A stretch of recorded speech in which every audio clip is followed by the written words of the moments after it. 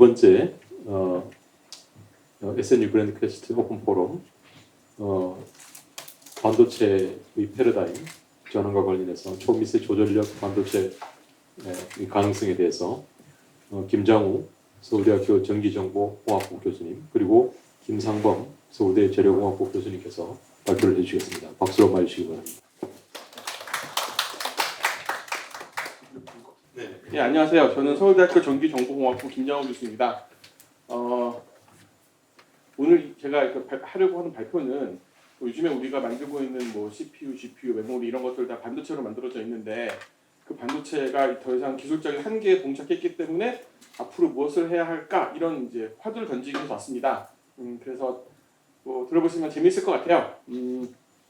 일단 저는 컴퓨터를 만드는 사람입니다. 컴퓨터 아키텍트라는 그 전공이 하고 있는데 뭐 쉽게 말씀드리면 인텔에 가면 CPU를 설계하는 사람이고 또 삼성에 가면 메모리를 설계하는 사람이고 또 구글에 가면 데이터 센터를 설계하는 사람이에요. 그래서 하드웨어만 보는 게 아니고 소프트웨어까지 다 봐서 사용자가 쓰는 리얼리스틱한 컴퓨터를 만드는 사람입니다. 그러고요. 뭐 제 전공은 뭐 컴퓨터 만들고 뭐 서버 만들고 CPU 만들고 이런 거고 조금 다른 게 있다면 제가 창업도 해서 굴리고 있는 회사도 있어요.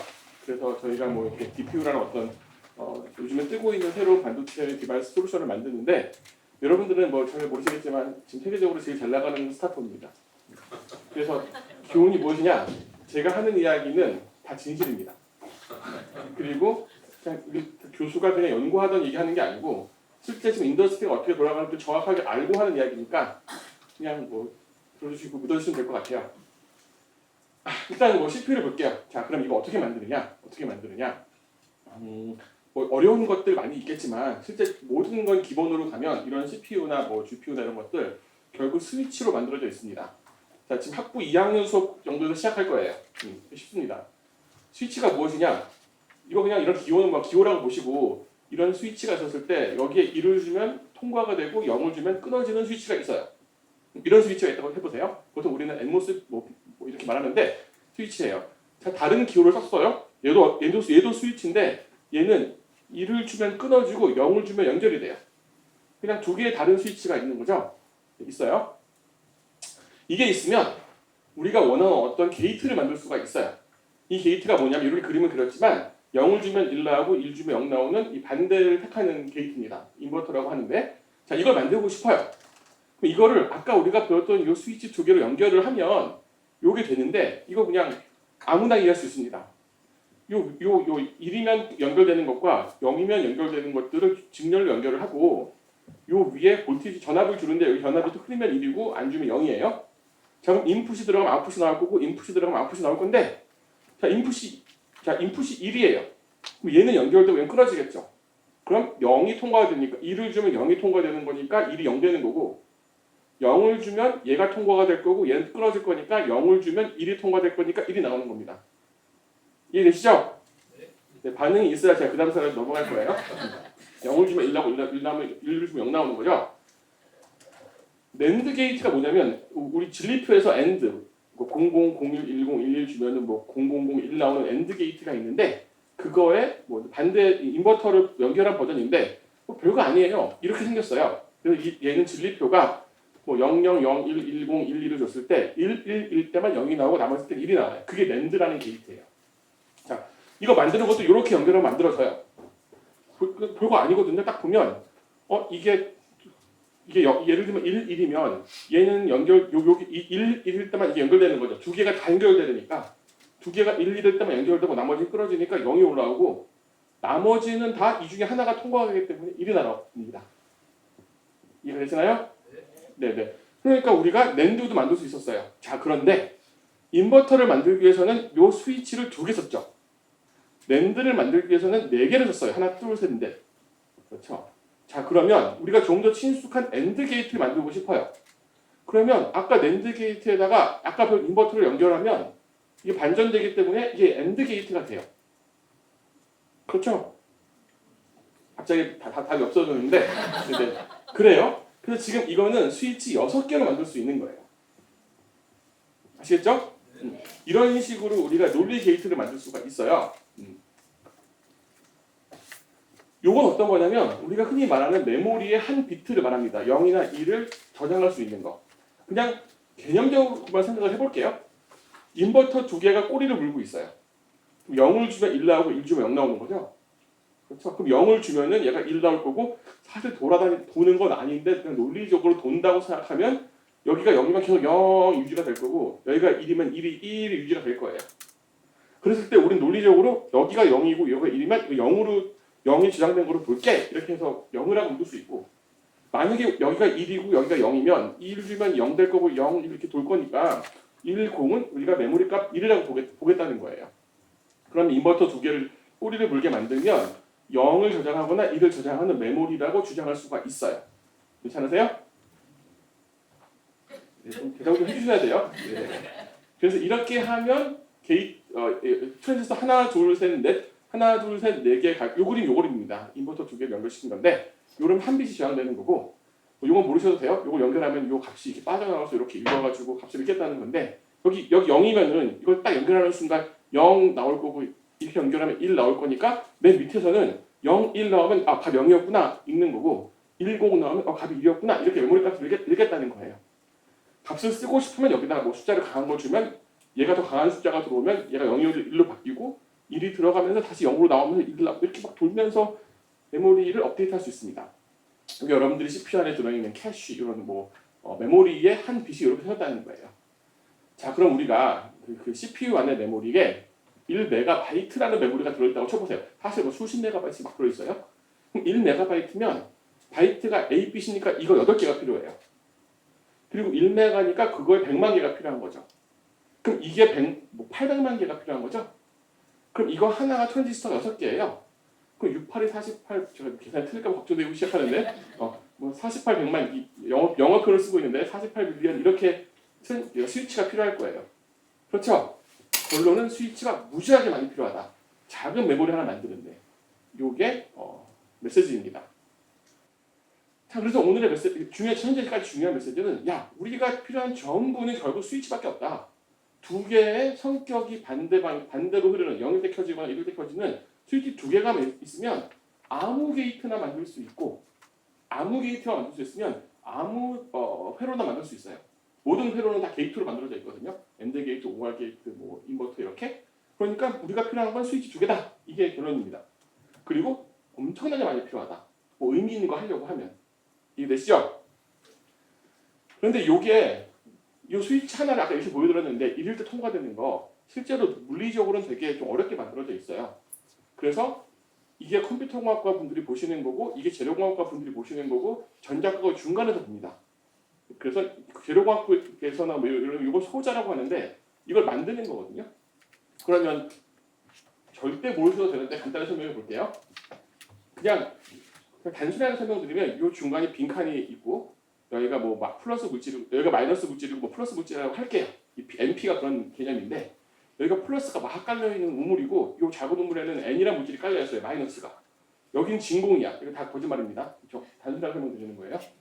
근데 여기다가 볼티지를 줘, 전압을 줘. 그 여기 있던 플러스들이 플러스가 들어왔으니까 플러스가 플러스를 밀어내니까 플러스가 이렇게 밀려납니다. 그러니까 플러스 물질이 마이너스 때문에 못 넘어가다가 마이너스가 플러스 때문에 못 넘어가다가 플러스가 빠져나가면서 마이너스 항들고 많아지니까 마이너스의 그 레벨이 형성돼서 전류가 흐르는 거예요. 이런 식으로 이게 필드 이펙트라고 해서 전압을 줘갖고 요 마이너스 플러스 물질을 밀어냈다 했다 움직였다 했다 해가지고 요 채널이 형성되는 게 요거거든요. 그러니까 이거는 소자 하시는 분들이 만들어 오는 거죠. 굉장히 어렵습니다. 만드는 게. 뭐 여기에 빛을 쬐고 뭐 액체를 담그고 뭐 기도하고 뭐 이럴 텐데 이런 거예요. 요게 이제 반전하면 요게 P물질이고 요게 N물질이면 0을 줬을 때 통하는 거예요. 이번 마이너스 밀어내 플러스 밀어내야 되니까 마이너스 밀어내거나 이해되시죠?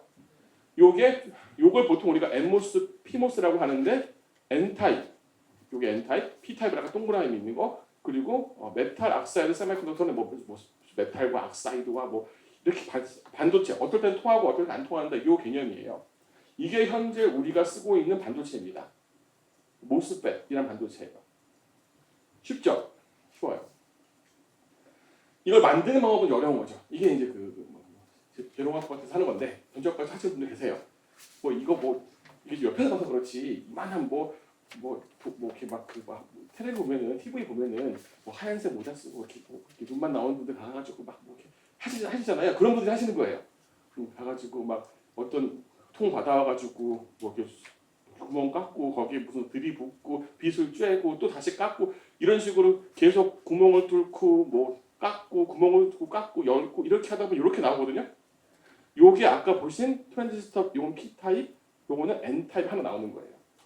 그러니까 두 개의 트랜지스터가 다른 버전의 두 개가 한 번에 만들어집니다. 그래서 이게 서로 도와준다, 뭐 상쇄한다 그래서 컴플리멘터리 뭐 모스펫이라고 그래서 두 개가 쌍으로 나오니까 CMOS라는 표현을 써요. 그게 우리가 쓰고 있는 CMOS 반도체예요. 이해되시죠? 네. 그 스위치 하나 만드는 게 이렇게 어려운 거예요. 그런데 아까 스위치가 얼마나 많이 필요하다고요? 1MB 만들기 위해서 1MB 캐시를 메모리를 만들기 위해서도 막 수십만 개 막 이렇게 막 이거 만들어야 되는 거죠. 그래서 요거를 위에 이렇게 만든 다음에 위에서 보면 뭐 이렇게 생겼습니다. 뭐 이게 뭐 여기 아까 우물 하나, 우물 두 개, 뭐 해서 우물 위에 요 연결된 거, 요거 연결된 거 해가지고 하는 건데 안 따라갈 거예요. 그런데 요게 이렇게 만들어지는 거예요. 위에서 봤을 때 이런 거예요. 자 그러면 제가 이제 드리고 싶은 말씀이 있어요. 이렇게 스위치로 우리가 게이트를 만들고 이제 회로를 만들어요. 자 그럼 제가 이제 좋아하는 비유를 써볼게요. 비유를. 우리가 이거를 만들기 위해서는 얼마나 스위치가 많이 필요해요? 엄청나게 많이 필요해요. 그렇죠? 그러면 우리가 알고 있는 CPU나 메모리나 이런 것들은 손톱만 하잖아요.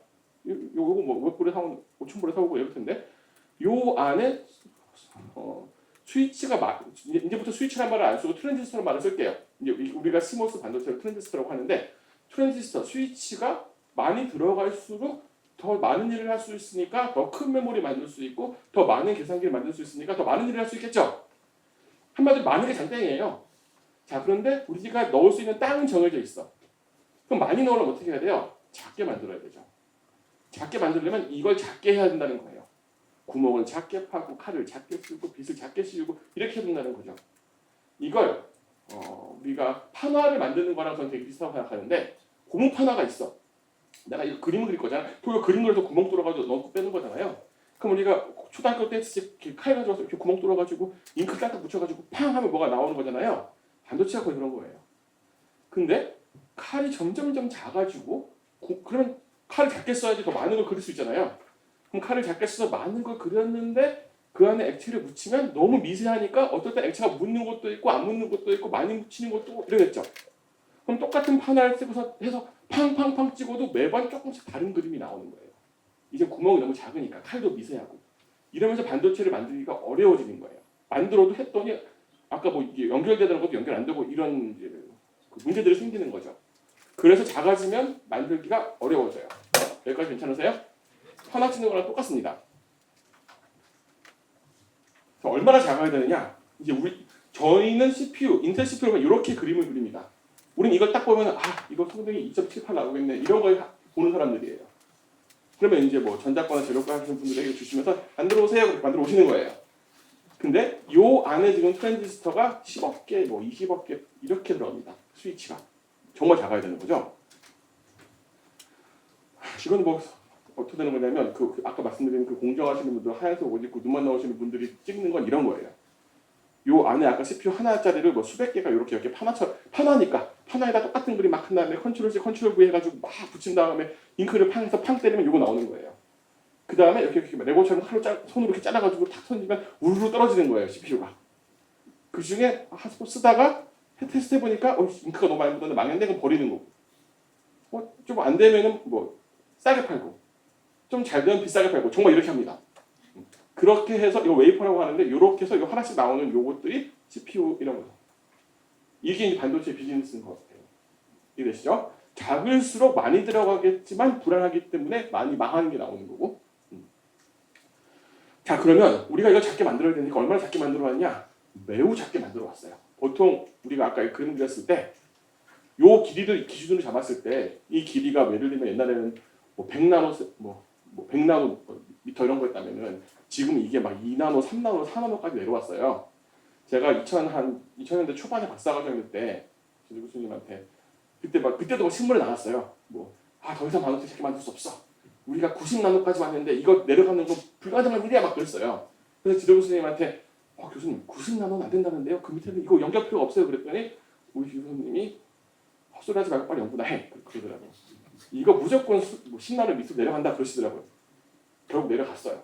그러니까 점점 더 작은 칼을 쓰고 점점 더 좋은 잉크를 쓰고 점점 더 좋은 공장을 써가지고 지금 뭐 5나노, 6나노까지 낮춘 겁니다. 엄청나게 낮춘 거죠. 원 디멘션을 10분의 1을 낮추면 투 디멘션으로는 100분의 1을 낮춘 거예요. 10의 제곱이니까. 그렇게 우리가 작게 만들어 왔어요. 그래서 이게 로그 스케일이에요. 익스포넨셜리 우리가 이게 이제 모어스 로우라는 게 이제 있는데 뭐 2년마다 반도체를 우리가 반도체가 작아지는 게 아니고 2년마다 같은 면적의 칩에 들어가는 반도체 수가 거의 더블됐다는 거예요. 뭐 18개월 간 사람도 2년이라고 할 수 있는데 어쨌든 그 1년 반에서 2년 사이에 같은 칩 안에 들어가는 반도체가 2배씩 올라갔으니까 지금 우리가 수십억 개, 수백억 개 스위치가 들어가는 CPU가 존재하는 겁니다. 이걸 2010년도까지는 해왔고 사실 여기 옛날 그림이라서 그렇지 2020년도도 적당히 따라와요. 잘 했어요. 그래서 작게 만들 수 있느냐? 네, 작게 만들 수 있어요. 그럼 이제 모든 문제가 해결된 것 같잖아요.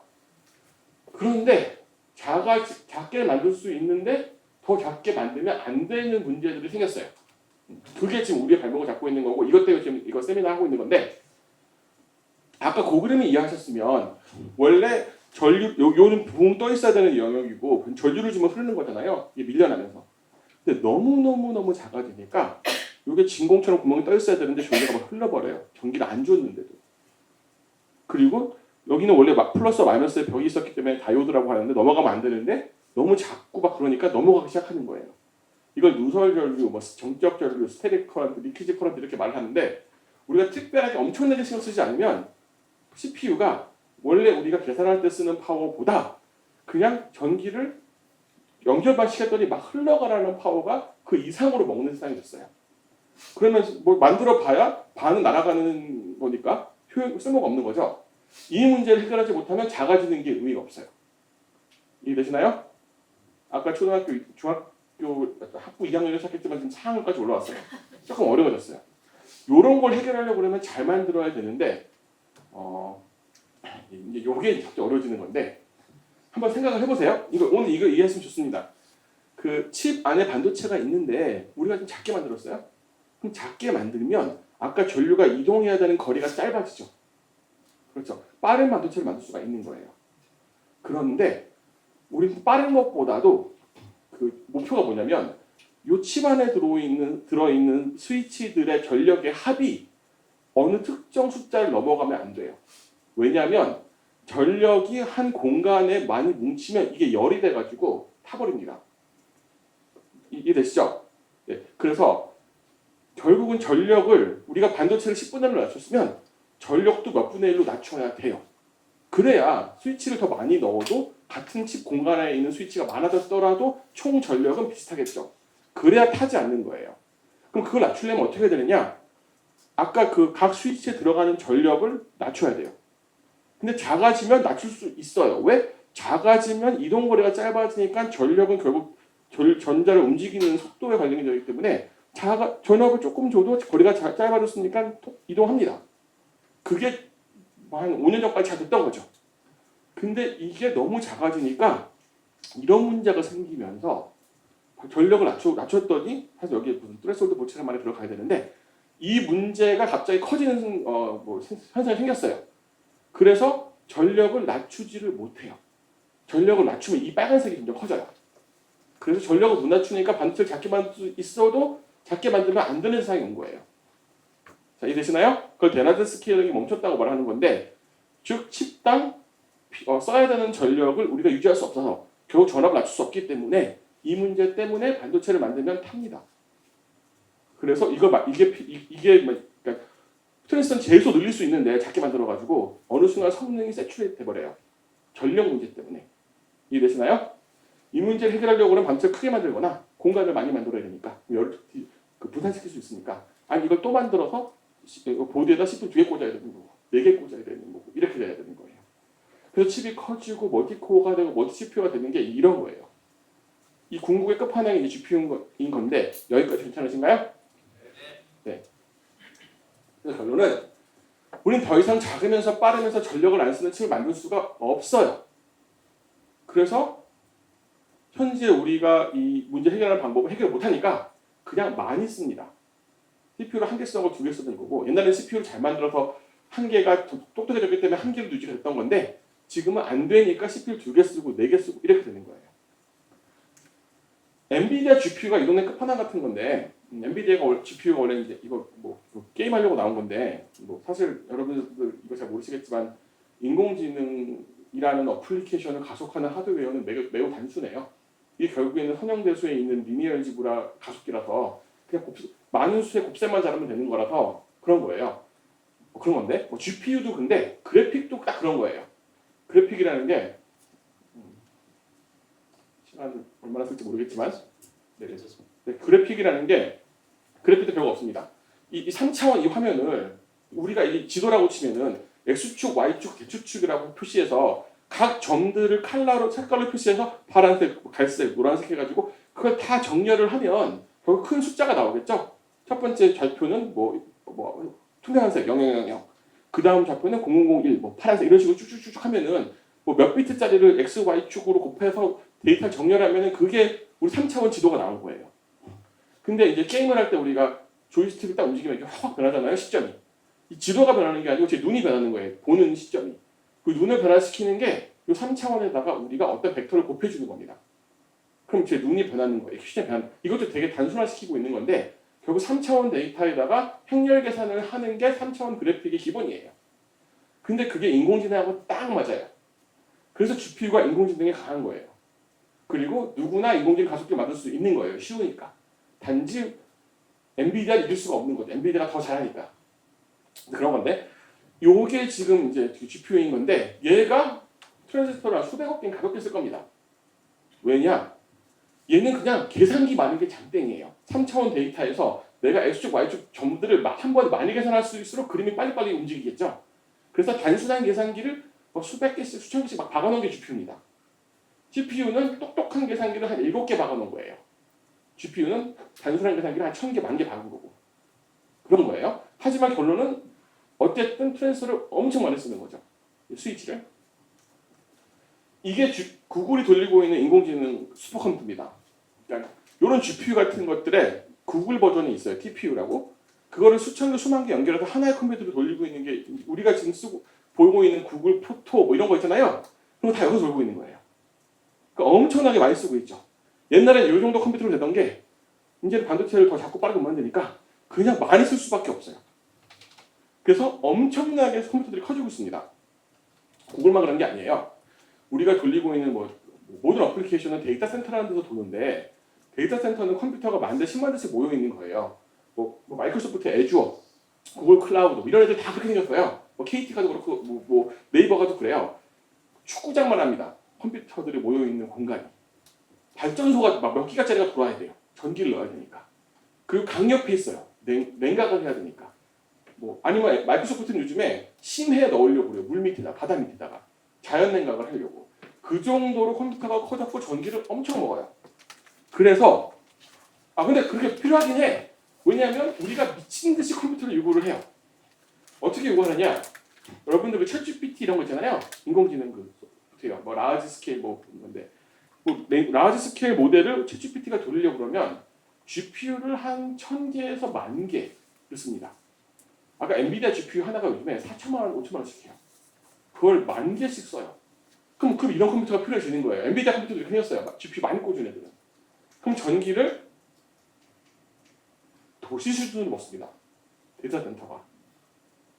지금 서울시 근교에서만 올해 요청한 데이터 센터 전기가 전 몇십 기가와트 원자력 발전소 수준이라고 들었어요.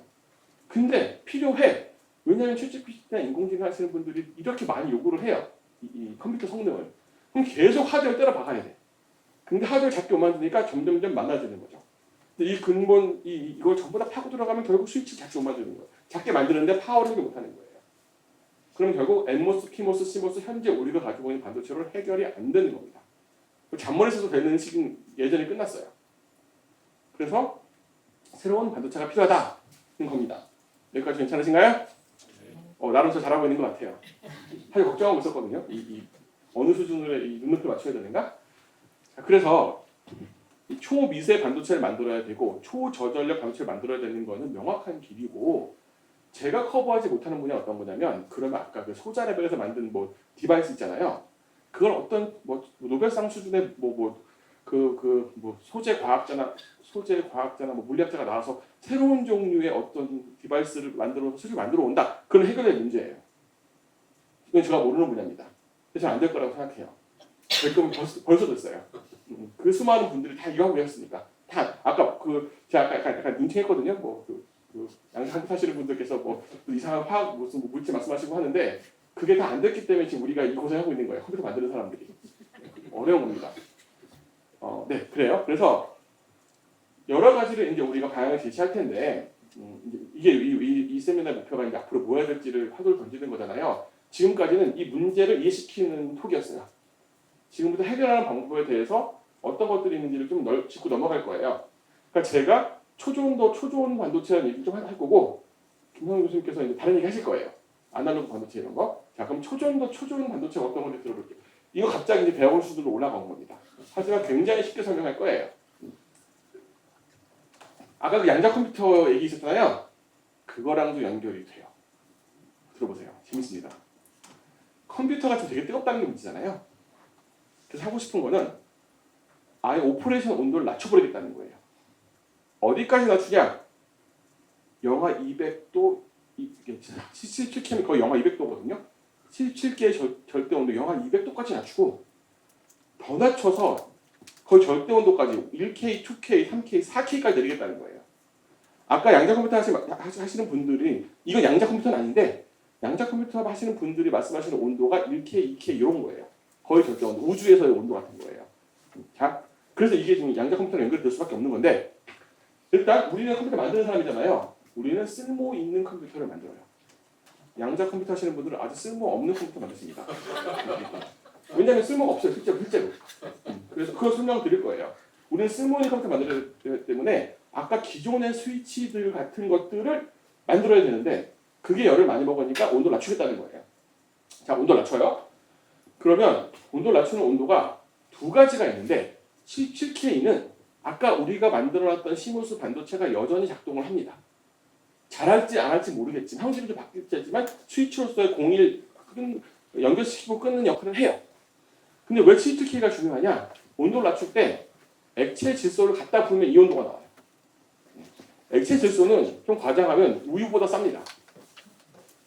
훨씬 쌀 거예요 아마. 그러니까 그냥 갖다 부으면 돼요 그냥. 쉽게 이 온도에 달성합니다.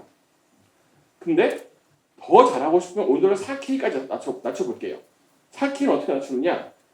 이거는 좀 어려운데 액체 헬륨을 갖다 부으면 되는데 이 지구상에 헬륨 별로 없대요. 그러면 헬륨을 뭐 재서용하면서 무슨 뭐 냉장고에 돌려가면서 하는 어떤 뭐 냉장고 만드시는 분들이 만들어 오는데 이게 엄청나게 비싸요.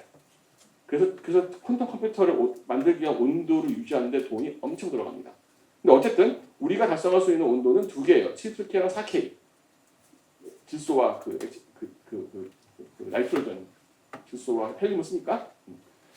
자, 77K는 아까 우리가 보여드렸던 전류와 전압으로 필드를 줘가지고 전자기장으로 만들어내는 그 소자를 쓸 수 있다는 거고요. 일렉트로 필드 쓰고 4K로 가면 이게 안 통합니다. 전자기장 형성되고 이런 게 우리가 알고 있던 그 기존 그 범위를 벗어나요. 이때부터는 양자 역학이 들어옵니다. 자, 양자 컴퓨터가 아니에요. 양자 역학이 다른 거예요. 네. 양자 컴퓨터 양자 역학으로 만들어진 하나의 컴퓨터 같은 거고 양자 역학으로 만들어지는 스위치를 써야 돼요.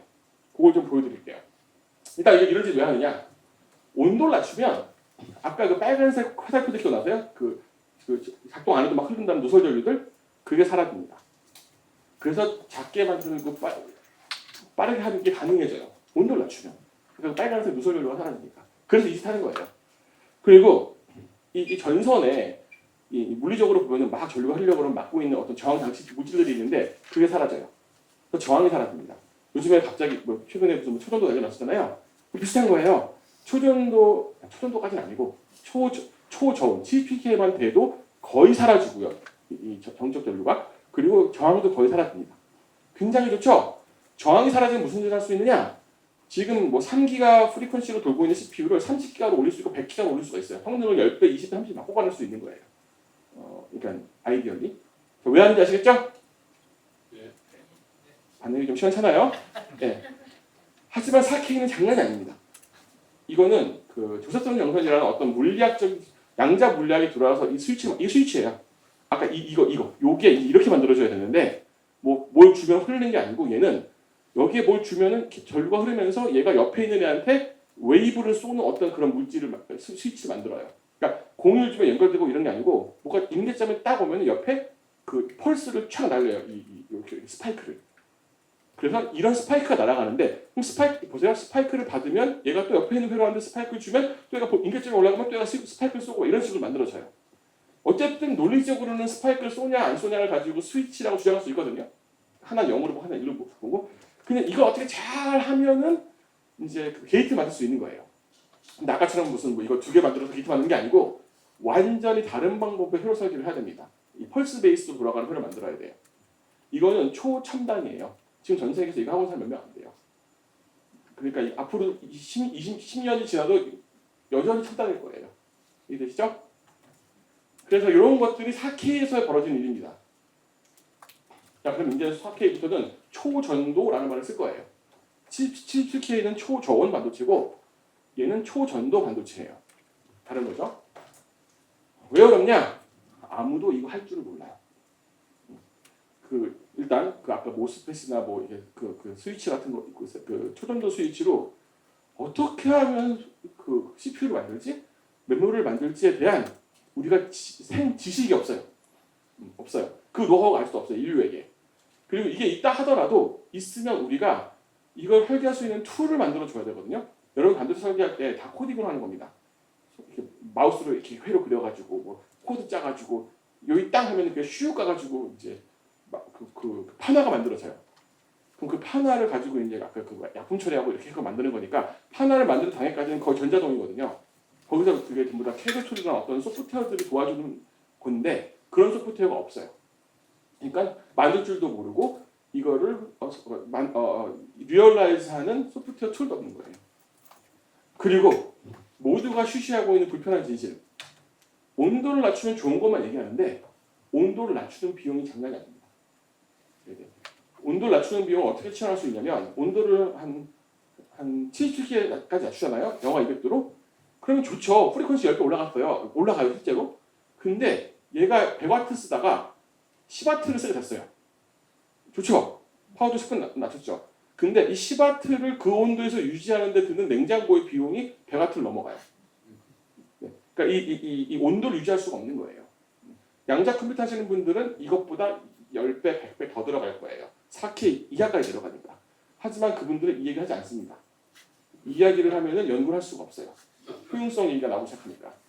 그래서 저희는 컴퓨터 만드는 사람들이니까 쓸 수 없는 컴퓨터는 이제 우리한테 관심이 없단 말이에요. 그래서 이 누군가가 쿨링에 대한 문제를 해결해 줘야 돼요.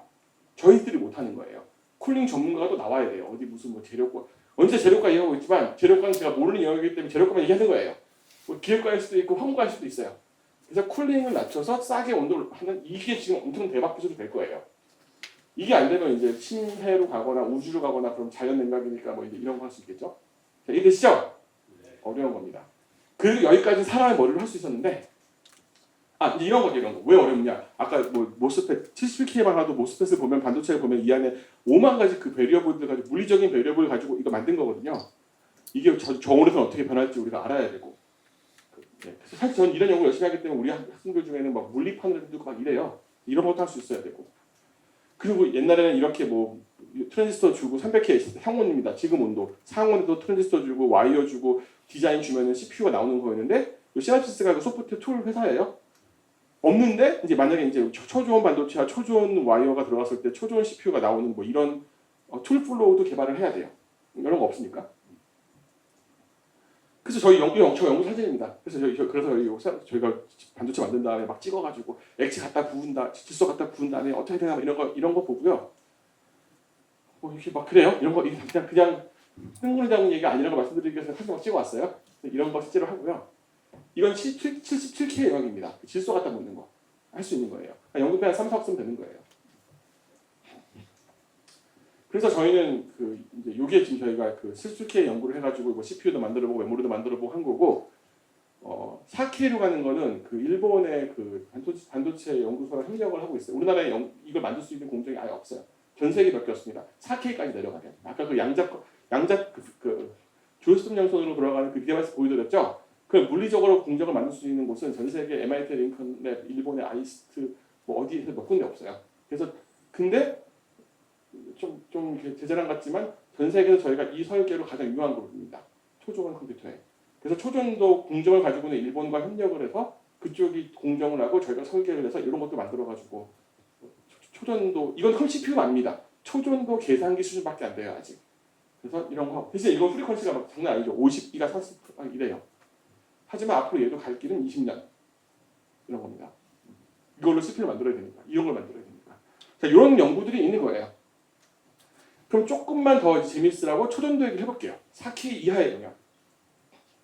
이제 우리가 아까 모스펫이랑 반도체 쓰지 않고 SFQ를 이런 초전도 반도체를 써야 되는데 보여드렸죠 아까 그 펄스를 쏘는 어떤 로직으로 회를 만들어야 된다고 어렵습니다. 그래서 이걸 펄스를 가지고 만드는 어떤 회를 만드는 엄청난 기술이 필요한데 이것도 정립이 안 돼 있는데 이것도 10년짜리 연구고요. 자, 그래서 이제 여기까지 정리를 해보면 그래 초전 77K 반도체 그 다음에 그 4K 이하의 초전도 반도체가 유망하구나. 근데 앞으로 10년, 20년짜리 연구구나. 엄청 어렵구나. 우리나라에 공정도 없구나. 이제 이런 생각을 하셔야 되는 거고요. 그 다음에 아까 제가 급조한 거예요. 뒤에서 앞에서 교수님들이 퀀텀 컴퓨터 말씀하시길래 내가 컴퓨터 아키텍트로서 이거를 좀 추가적으로 설명해야 될 의무가 있다. 그래가지고 이제 현실적인 퀀텀 컴퓨터라는 얘기를 하려고 갖고 왔어요. 사실 저희가 퀀텀 컴퓨터도 세계적으로 되게 유명한 그룹입니다. 왜 그런지 보여드릴게요. 퀀텀 컴퓨터는 필수적으로 4K 이하의 온도에 영향을 받게 되어 있는데요. 왜냐면 아까 그 김도현 교수님께서 뭐 양자 컴퓨터를 만드는 방법이 뭐 이온을 쓴다, 뭐를 쓴다, 결국 다 큐빗이라는 어떤 그 특별한 걸 만들기 위한 기술들인데 사실 대부분은 초전도를 씁니다. 온도를 낮춰가지고 4K 이하로 낮춰가지고 거기서 어떻게 뭐 요거예요. 26K 내려가면은 어떤 물질을 큐빗이라고 이렇게 뭐 다중 상태를 가질 수 있는 어떤 큐빗을 만들 수 있어요. 이거를 4개 만드냐, 8개 만드냐, 16개 만드냐 그 얘기 계속 하신 거예요. 예. 그러니까 저는 퀀텀 컴퓨터라고 부르지 않고 퀀텀 피직스라고 부릅니다. 우리들은 그거를. 요 영역이거든요. 어떻게 웨이브를 줘가지고 큐빗이 만들어지고 결합이 되고 또 큐빗 계산이라는 게 결국 웨이브를 써서 큐빗이 방향 바꾸고 요거 하는 거거든요. 요게 큐빗 만들기, 큐빗 조절하기거든요. 그런데 컴퓨터라 하면 프로그램이 들어와야 되고 컴파일이 돼서 이게 어떤 퀀텀 컴퓨터 연결할 수 있는 어떤 구조체가 돼야 되고 얘가 뭐 프로그램이 자동으로 웨이브를 쏴가지고 이 실행하는 형태로 돌아야 컴퓨터죠. 그 물리학과에서는 여기까지 합니다. 저희는 요걸 하는 사람들이에요. 컴퓨터를 만드는 사람들이거든요. 그러니까 결국 저희는 퀀텀 컴퓨터를 위한 프로세서를 만들어야 돼요. 그러니까 저희는 언제나 이제 이게 어렵다는 걸 알고 있거든요. 그래서 그래 보여드릴게요. 하나 재밌는 거. 이거 정말 재밌는 거예요. 그 퀀텀 컴퓨터가 저는 왜 어렵다고 생각하냐면 아직 쓸모가 없는 게 만들지 못해서가 아니라 그 쓸모 있는 프로그램이 거의 없습니다. 그러니까 많은 일반인들이 오해하시는 게 일반 컴퓨터가 퀀텀 컴퓨터로 대체될 수 있는 건 절대 아니고요. 일반 컴퓨터가 할 수 있는 일이 한 100가지라면 그 중에 한두 개, 세 개는 퀀텀 컴퓨터가 대박 성공하면 잘할 수 있어. 이렇게 보시면 돼요. 어플리케이션의 커버리지를. 그러니까 미래에 대체하는 게 아니고 다른 컴퓨터가 나오는 거예요. 어떤 특정 어플리케이션을 위해서. 그게 양자 알고리즘이 나와야 되는데 그 연구하시는 분이 전 세계 몇 명 없어요. 아까 그 교수님들 말씀하신 건데 그래서 이제 응용이 없다는 거고 그 다음에 응용이 있다고 칩시다. 그럼 이 응용이 프로그램으로 들어와서 자동 컴파일 돼가지고 이 웨이브 쏘는 요거는 CPU가 해야 되거든요. 퀀텀 컴퓨터 옆에서 큐빗 옆에서 근데 큐빗이 초저온에서 돌잖아요. 그러니까 이 CPU도 초저온에서 돌아야 돼요. 바로 옆에서. 일반 CPU가 이거 하려고 그러면 이 온도 낮춰서 내려오면서 5만 가지 문제가 생겨요. 그래서 퀀텀 컴퓨터를 만들면 실제 요즘에는 이게 퀀텀 컴퓨터입니다. 온도가 상온에서부터 이 판에서부터 온도를 낮춰가지고 여기에 이제 맨 밑에 보면 아까 요거예요. 돌린 거죠 이렇게. 그럼 양자들이 큐빗이 나오고 쏘는 게 있고 여기 요 부분을 이제 우리 같은 사람이 만들어야 되는데 요거 만들 때 초전 컴퓨터를 만들어줘야 되는 거예요. 요게 여기 들어가는 CPU에 우리가 그 논문에서 보여준 그림입니다. 엄청 복잡하죠. 인텔 CPU 같은 이런 그림이 아니에요. 완전 새로운 걸 만들어야 돼요. 그래서 엄청 어려워요. 그러니까 우리는 이런 것도 없으니 양자 컴퓨터 어렵다는 거예요. 한 가지 더 말씀드릴게요. 아까 그 물리학 하시는 분들께서 양자 4개, 8개, 16개 말씀하셨죠. 의미 있는 프로그램을 돌리면 그나마 있는 거, 암호 깨기 이런 것들, 뭐 소인수분해 이런 거, 그 의미 있는 스케일로 하려면 양자가 한 1000개 이상 필요합니다. 1000개. 근데 여기서 되게 중요한 게 뭐냐면 양자가 엄청 불안해서 진짜 뭐 조금만 지나면 값을 잃기도 하고 뭐 하면 옆에 있는 애가 값이 망가지기도 하고 뭐 우리 상상할 수 없는 5만 가지 불안 요소들이 많아요. 그래서 우리가 어떤 프로그램을 돌리기 위해서 1000개의 양자가 필요하다고 했을 때는 안전한 양자 1000개가 있다고 가정하는 거예요. 논리 양자라고 부릅니다. 논리 양자 1개를 만들기 위해서 진짜 양자 몇 개 필요하면 1000개 필요해요. 이게 요즘 컴퓨터 세상이에요. 양자를 10개, 20개 만들고 놀 때는 상관없었는데 진짜 일을 하기 위해서 1000개, 10,000개 만들려고 그러면 그렇게 많이 만들어 놓으면 서로 막 망가지기 때문에 1000개를 만들어 놓고 얘가 1000개가 서로 에러를 막 고쳐가면서 1개를 만듭니다. 그러니까 의미 있는 일을 하려면 1000개의 논리양자가 필요하고 논리양자 하나가 1000개의 물리양자가 필요하니까 100만 개의 양자를 만들어야 돼요. 실제 IBM의 로드맵 2026, 17년도쯤 100만 개 만드는 그런 거 합니다. 양자를 그 정도 만들어야 되고 100만 개짜리 양자를 가지고 1000개짜리 양자를 컨트롤하는 게 얘예요. 이 중에 뭐 에러 코렉션이 많이 들어가는 이유가 여기서 얘들이 그런 일을 해주는 거예요. 이해되시나요? 여기까지 들어가야 양자 컴퓨터입니다. 그래서 양자 컴퓨터는 어렵다는 거예요. 멀다는 거고. 왜냐면 우리 같은 사람이 만들어야 되는데 못 만들고 있기 때문에 양자도 많이 못 만들어. 우리도 이거 아직 못 만들고 있어. 저희가 이게 세계 최고예요. 저희가 만드는 게 세계 최고인데 저희가 알아요. 이게 얼마나 먼 길인지. 그러니까 이게 돌고 또 응용도 나와야 되니까 양자의 길은 멉니다. 안 된다는 게 아니에요. 멀다는 거예요. 그래서 저는 우리가 아까 초전도 반도체가 10년, 20년이라면 거기는 더 될 것 같은데 그런 거예요. 그래서 이건 꼭 말씀드리고 싶었어요. 그래서 뭐 이렇게 해가지고 뭐 아까 보시면 아까 양자 컴퓨터에다가 우리 CPU를 넣을 때 어디는 4K에서 돌고 어디는 7K에서 돌고 막 이렇게 만들어요. 가장 효율적인 그 프로세스 시스템 만들기 위해서. 이게 초전도 반도체를 만들 줄 알다 보면 양자 컴퓨터에도 기여할 수 있게 된다는 거예요. 그걸 보여드리려고 들고 왔어요. 그래서 네, 여기까지 해보겠습니다. 요약하면 반도체는 결국 스위치인데 스위치를 작게 만들 수 있는데 파워 이피션트하게 더는 못 만든다. 그래서 시모스는 틀렸고 새로운 게 나와야 되는데 제가 보여드린 거는 저온 반도체의 이야기였어요. 자, 여기까지 하고 마이크 넘길게요.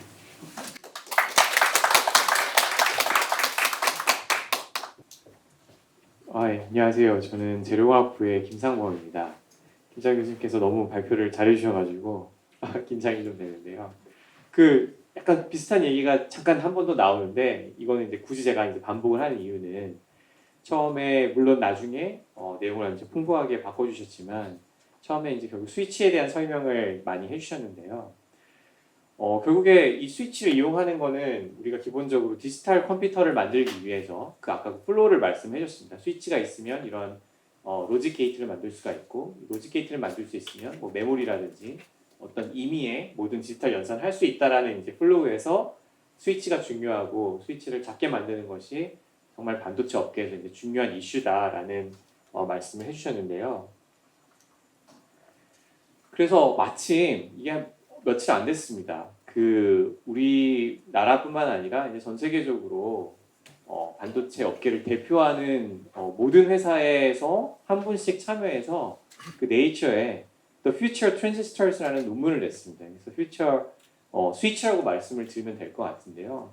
그러니까 여기 보면 너무 정리가 잘 돼 있어서 이걸 안 가르칠 수가 없었는데 그래서 기본적으로 말씀하신 것처럼 김장 교수님께서 지금 우리가 스위치라는 건 결국 디지털 컴퓨터를 만들기 위해서 기본적으로는 물론 다른 것도 할 수 있지만 하고 있는 건데 뭐 여기 이것저것 많이 이제 나와 있고 언제 새로운 그런 트랜지스터의 구성 요소들이 도입이 됐는지 뭐 대표적으로 이제 재료공학부 관점에서는 뭐 하이K 메탈 게이트라고 해서 트랜지스터에 뭐 사용되고 있던 어떤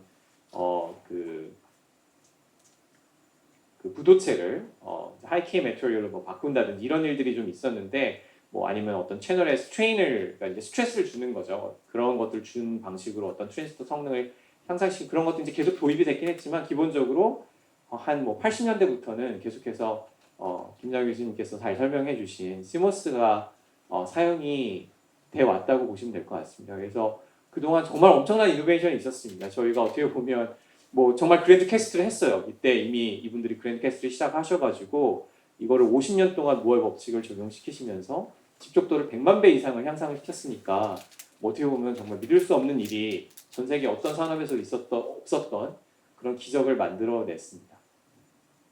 그런데 이제 정말 그 한계에 도달했다고 보고 있고요. 이제 아까 이제 농담처럼 이제 무월 법칙 얘기가 나왔었는데 한 뭐 10년 전부터 사실 그때도 안 된다는 사람도 있었지만 그때는 이제 무월 법칙 새로운 무월 법칙이 뭐냐면은 그 이제 반도체 스케일링이 더 안 된다라고 주장하는 사람의 숫자가 2년에 2배씩 늘어난다.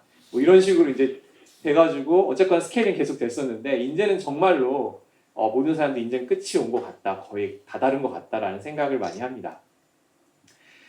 그래서 이 정도는 이미 다들 생각하고 있는 겁니다. 그래서 저희가 이제 이 그랜드 캐스트에 대한 얘기를 들었을 때 인더스트리에서 한 몇 년 안에 이렇게 돈을 쏟아부어서 해결할 수 있는 문제에 대해서는 얘기하지 말자라고 하셨는데 이게 워낙 그동안 그분들이 그랜드 캐스트를 해왔고 여기 엄청난 투자가 되어 있고 뭐 정말 세계적인 전문가들이 이걸 하고 계시고 있기 때문에 이걸 우리가 모르고 그 다음을 얘기하는 건 조금 이상하다는 생각이 들어서 이게 그랜드 캐스트 자체의 주제는 아니지만 이거 가지고 왔는데요. 이거는 이제 어느 정도 나와 있는 로드맵이라고 볼 수가 있는데 지금은 아까 이제 평면 구조로 말씀을 해주셨지만 그 트랜지스터 스위치에 뭐 동작 원리는 똑같습니다. 똑같이 소스랑 드레인 사이에 이제 전류가 흐르는 것이고 전류가 흐를 수 있냐 없냐를 이 게이트에 넣는 신호를 이용해서 그 스위치를 켰다 껐다 하는 것인데 이게 마치 그 물고기의 등 뭐죠? 예, 그 핀처럼 생겨가지고 이걸 핀펫이라고 부릅니다. 그래서 현재 이제 핀펫이라는 걸 많이 쓰고 있는데 이거를 뭐 요즘에 시제품이 이미 나오고 있는데 이런 식으로 뭐 나노 시트라 그래가지고 이제 이게 핀 모양이었는데 이거를 이제 끊어서 층별로 뭐 이런 나노 와이어 형태로 만든다든지 아니면 나노 시트, NS라고 하면 나노 시트라 그러는데 이런 걸 만든다든지 그래서 이게 삼성이 지금 최초로 상용화를 해서 3나노 기술을 가지고 있습니다. 그래서 이렇게 갈 거라고 생각을 하고 있고요. 이제 뭐 궁극적으로는 뭐 이거는 아직 불확실한 거긴 한데 이걸 이제 실리콘을 더 이상 쓰지 않고 어떤 2D 매터리얼 이런 걸 연구하시는 이제 교수님들 많이 계시고 세계적인 학자분들이 많이 계신데 뭐 대표적으로 그래핀 같은 것도 일종의 2D 매터리얼 보시면 될 것 같고요. 그리고 아예 이거를 이제 얘가 어쨌거나 이 각각이 차지해야 되는 최소 길이가 있기 때문에 이걸 다 더하면은 얘가 위에서 봤을 때 아까 위에서 봤을 때 차지하는 면적이 중요하다고 말씀을 드렸으니까 이거를 차지하는 면적이 크니 길이가 크니까 이거를 세우자. 그러니까 이게 아까 너무 짧아지면 리퀴지 전류가 많이 흐른다고 말씀드렸잖아요. 그러니까 같은 의미인데 이게 너무 짧으면 리퀴지 전류가 흐르니까 뭐 예를 들면 이 LG라는 게 최소한 길이가 얼마는 돼야 되는데 그러다 보니 더 길이를 못 줄인다. 이런 식으로 평면 옆으로 전류가 흐르게 하면 그래서 이거를 이제 위로 세우는 겁니다.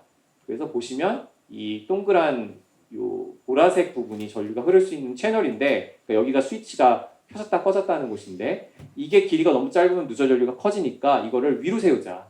그러면 옆으로는 많이 넣을 수 있지 않을까. 이제 이런 생각을 하면서 이런 이제 뭐 레터럴 이펙트라고 이제 LP라는 게 이제 붙기 시작을 하는데 또는 버티컬 채널이라고 얘기할 수도 있을 것 같고요. 이런 구조들을 이제 생각을 하고 있어서 뭐 엄청난 로드맵이 이미 나와 있습니다. 여기는 뭐 여기 투자된 금액도 엄청나고 연구하시는 분들도 많이 있고 뭐 인텔, 삼성, TSMC 세계적인 반도체 회사들이 이걸 다 하고 있기 때문에 뭐 연구 차원에서라도 엄청난 그 로드맵들이 나와 있는데 결론을 말씀드리면 진짜 어려워 보인다. 그러니까 예를 들어서 이런 그래프가 이 논문에 가면 많이 나오거든요. 여기 보면 우리가 여기 있고 싶다 이런 게 표시가 되어 있어요. 우리가 실제 가고 싶은 데는 여기인데 온갖 여기 뭐 온갖 그런 스트럭처 이거 지금 만들 줄도 모르는데 이런 거 다 조합하고 우리가 써본 적도 없는 제대로 만들어 본 적도 없는 매트리얼도 그냥 실험실 차원에서 만들어가지고 막 데이터를 뽑아보면 여기 가고 싶은데 다 여기 있다. 뭐 이런 그림들이 계속 나옵니다. 그런데 어쨌거나 여기는 뭐 아마도 된다면 1년에서 뭐 짧게는 1년에서 뭐 10년 이미 된 것도 있고 뭐 10년 안에 뭐 해결이 될 문제이고 이미 반도체 회사에서 엄청나게 많이 하고 있기 때문에 이 그랜드 캐스트에서는 좀 다른 얘기를 해보려고 했고요. 그래서 이미 김장훈 교수님께서 너무 이제 재밌는 이제 연구 방향을 말씀해 주셨고 그런데 여기도 좀 미지의 영역이 좀 한번 언급은 해야 될 것 같은데요. 여전히 스위치 관점에서 이 논문에 또 나와 있는 얘기인데 우리가 아직 사실 안 해본 게 되게 많다. 이런 게 나옵니다. 그래서 뭐 어떤 원리를 사용할 거냐 여기 이제 뭐 설명이 에미션을 사용할 거냐. 그래서 이제 이런 방식을 사용하는 게 모스펫 우리가 지금 많이 쓰고 있는 요 한 가지에 불과한데 뭐 여기에 우리가 어떤 뭐 스핀트로닉스 이런 걸 쓸 수도 있고 뭐 온갖 뭐 터널링 같은 걸 쓸 수 있고 아예 메커니컬 스위치 사실 우리가 스위치 만들자고 하면은 여러분 스위치 만들어 오세요라고 얘기하면 아마 그냥 기계적으로 이렇게 누르면 전류가 통하고 아마 손을 떼면 떨어지는 그런 걸 만들 텐데 뭐 정말 그런 아이디어 있습니다. 메커니컬하게 한번 만들어 보자. 물론 쉽지 않겠죠. 이게 여러 번 뭐 수십억 번 동작시키다 보면 망가질 확률이 너무 높기 때문에 그래서 아무튼 지금은 이걸 쓰고 있는데 이렇게 수많은 아이디어들을 우리가 탐색을 해봤고 이거는 그냥 만들어 본 적은 없는데 한번 이런 거 만들 수 있나 한번 이론적으로 분석해봤고 이런 걸 모두 다 조합을 하면 이런 것들이 남아있다 아직 이거는 아무도 해본 적이 없고 아직 어떻게 해야 될지 아이디어도 없다 뭐 이런 것들도 나와는 있습니다. 그래서 관련해서 스위치 관련해서는 이런 부분도 저희가 뭐 하나하나 다 디테일하게 들어가 보진 않겠지만 이런 아이디어들이 스위치로서 디지털 컴퓨팅을 위한 그런 것들이 연구되고 있다는 것을 말씀을 드립니다. 그런데 좀 더 멀리 보고 물론 이제 이 중에 몇 개는 또 아주 가까운 시일에 될 수도 있을 것 같은데요. 굳이 이제 어떻게 보면 그 로직을 따라가 보면 우리가 스위치를 굳이 더 잘 만들어야 되는 이유가 결국에 디지털 컴퓨팅의 관점에서 얘기를 하고 있었는데 아예 컴퓨팅은 디지털 컴퓨팅이 아니라 다른 방식으로 하면 어떨까? 뭐 예를 들어서 아날로그 방식으로 컴퓨팅을 하면 어떨까? 이런 생각을 해볼 수 있을 것 같습니다. 그랜드 퀘스트의 관점에서는. 그래서 뭐 물론 아날로그 컴퓨팅뿐만이 아니라 뭐 최근에 두뇌의 어떤 동작 원리를 모사한 이건 사실 디지털 방식으로 할 수도 있는데 뭐 뉴런핏 컴퓨팅이라든지 방금 너무 말씀 잘해주셨지만 퀀텀 컴퓨팅이라든지 굳이 스위치를 만들지 않고도 꼭 예를 들어서 뭐 스위치를 꼭 작게 만드는 것만이 방법이 아니라 아예 이런 식으로 패러다임을 좀 바꿔버리면 우리가 굳이 스위치를 더 작게 만들지 못하더라도 새로운 소자나 새로운 어떤 패러다임을 통해서 더 나은 방식으로 컴퓨팅 할 수 있지 않을까 이런 생각들을 좀 하고 있습니다. 근데 오늘 이제 제가 말씀드리고 싶은 부분은 이미 김장 교수님과 또 다른 세션에서 이제 퀀텀 컴퓨팅 말씀해 주셨고 또 이제 그랜드 퀘스트에서 어떤 뭐 두뇌에 대해서 말씀하시는 분들, 뭐 인공지능에 대해서 말씀하시는 분들 또 이런 영역이랑 관련이 되어 있습니다. 두뇌 모사 어떤 그런 컴퓨팅과 그래서 저는 오늘은 요 아날로그 컴퓨팅에 대해서 좀 말씀을 드려보도록 하겠습니다. 그런데 아날로그 컴퓨팅이라고 하면은 이제 나중에 말씀을 드리겠지만 사실 이것도 그 디지털 컴퓨팅 전체를 대체한다라기보다는 그 일부 정도밖에 대체하지 못할 것 같다는 생각이 좀 들어요. 그래서 그러면 굳이 이제 대체를 하려면 어떤 분야를 대체할 수 있을 것인가, 가능성이 좀 있냐를 이제 따져봤을 때 가장 그 아날로그 컴퓨팅 연구하시는 분들이 또 그걸 필요한 소자나 재료를 연구하시는 분들이 많이 생각하는 게 결국 인공지능 연산입니다. 딥러닝 연산인데요. 그래서 딥러닝 연산의 이제 현황을 좀 말씀드리면 아까 이제 무어의 법칙을 말씀드렸는데 뭐 대단한 법칙이라고 말씀을 드렸죠. 이게 뭐 50년 동안 이상 지켜지면서 100만 배 이상 집적도가 향상된 엄청난 기술이었는데 이 무어의 법칙이 따라가지 못할 정도의 속도로 발전을 하고 있습니다. 인공지능 같은 경우에. 그래서 이 경우에는 실제 컴퓨터가 이렇게 발전했다는 게 아니라 우리가 그들이 만들고 싶은 어떤 인공지능 소프트웨어 모델이 있다고 했을 때 그들이 필요로 하는 일종의 연산량, 여기 이제 뭐 파라미터라고 되어 있긴 한데 연산량이 얼마나 그러니까 그들이 필요로 하는 컴퓨터의 성능이 어떻게 얼마나 빨리 증가하고 있나를 보여주고 있는 건데요. 이게 거의 뭐 석 달, 넉 달 만에 2배씩 늘어난다. 지금은 오히려 그 뭐 챗 GPT 이런 게 나오면서 더 빨라졌다는 이야기도 있고요. 그러니까 이미 우리가 기존의 이 무어의 법칙이 잘 적용이 돼도 이걸 따라가기는 게 불가능한 거의 상황입니다. 그러니까 뭐 결국에는 더 못해서 뭐 GPT-5, 6 이런 거 못 나오겠죠. 결국에는 뭐 알고리즘을 크게 바꾸지 않고 그냥 기존의 문법을 따라서 연산량을 증가시키는 방법만으로는 뭐 더 이상 인공지능을 발전시킬 수가 없는 그런 상황에 와 있고요. 그래서 뭐 이걸 이제 정말 악화시킨 대사건이 챗GPT라고 보실 수 있을 것 같습니다. 그래서 요즘에 아까 말씀하신 것처럼 뭐 입장료만 연구하는데 뭐 1,000억 이상 들어간다. 연구 시작하려면 이런 얘기가 나오고 있습니다. 그래서 이제 하나의 대안으로 생각하는 게 아날로그 컴퓨터인데요. 사실 뭐 아마 컴퓨팅 아키텍처 하시는 분들 너무 더 잘하실 것 같은데 컴퓨터 초창기의 이제 역사를 보면은 처음에 사실 우리가 지금은 디지털 컴퓨터가 진리가 되어 있지만 컴퓨터에 대해서 초창기 연구할 때는 우리 아날로그 컴퓨팅도 한번 생각해 볼까 이런 고민이 많이 있었습니다. 그래서 뭐 1960년대 이럴 때 실제로 우리가 뭐 전기 회로 수업 이런 걸 이제 들어보면 어떤 그런 전기 회로를 설명을 할 때 우리가 물이 흐르는 그런 걸 이용해서 많이 설명을 하거든요. 그래서 뭐 어떤 높이 차이라든지 아니면 펌프를 이용하면 그게 전압과 비슷한 효과를 내서 물이 흐르는 힘을 만들어내고 물에 흐르는 양이 전류고 뭐 그런 이제 전기 회로와 아날로그 회로인 거죠. 어떤 물의 흐름이 유사하다 보니까 옛날에 실제 제가 한번 찾아봤더니 뭐 제가 태어나기도 전인데 실제로 이런 전자회로 아날로그 전자회로를 이용해서 어떤 특정한 강에 물이 얼마나 흐를까 어디 뭐 비가 얼마 오고 이러면은 물이 어디에서 얼마나 흐르고 어디가 범람하고 뭐 이런 거를 계산하는 아날로그 컴퓨터가 있었다고 합니다.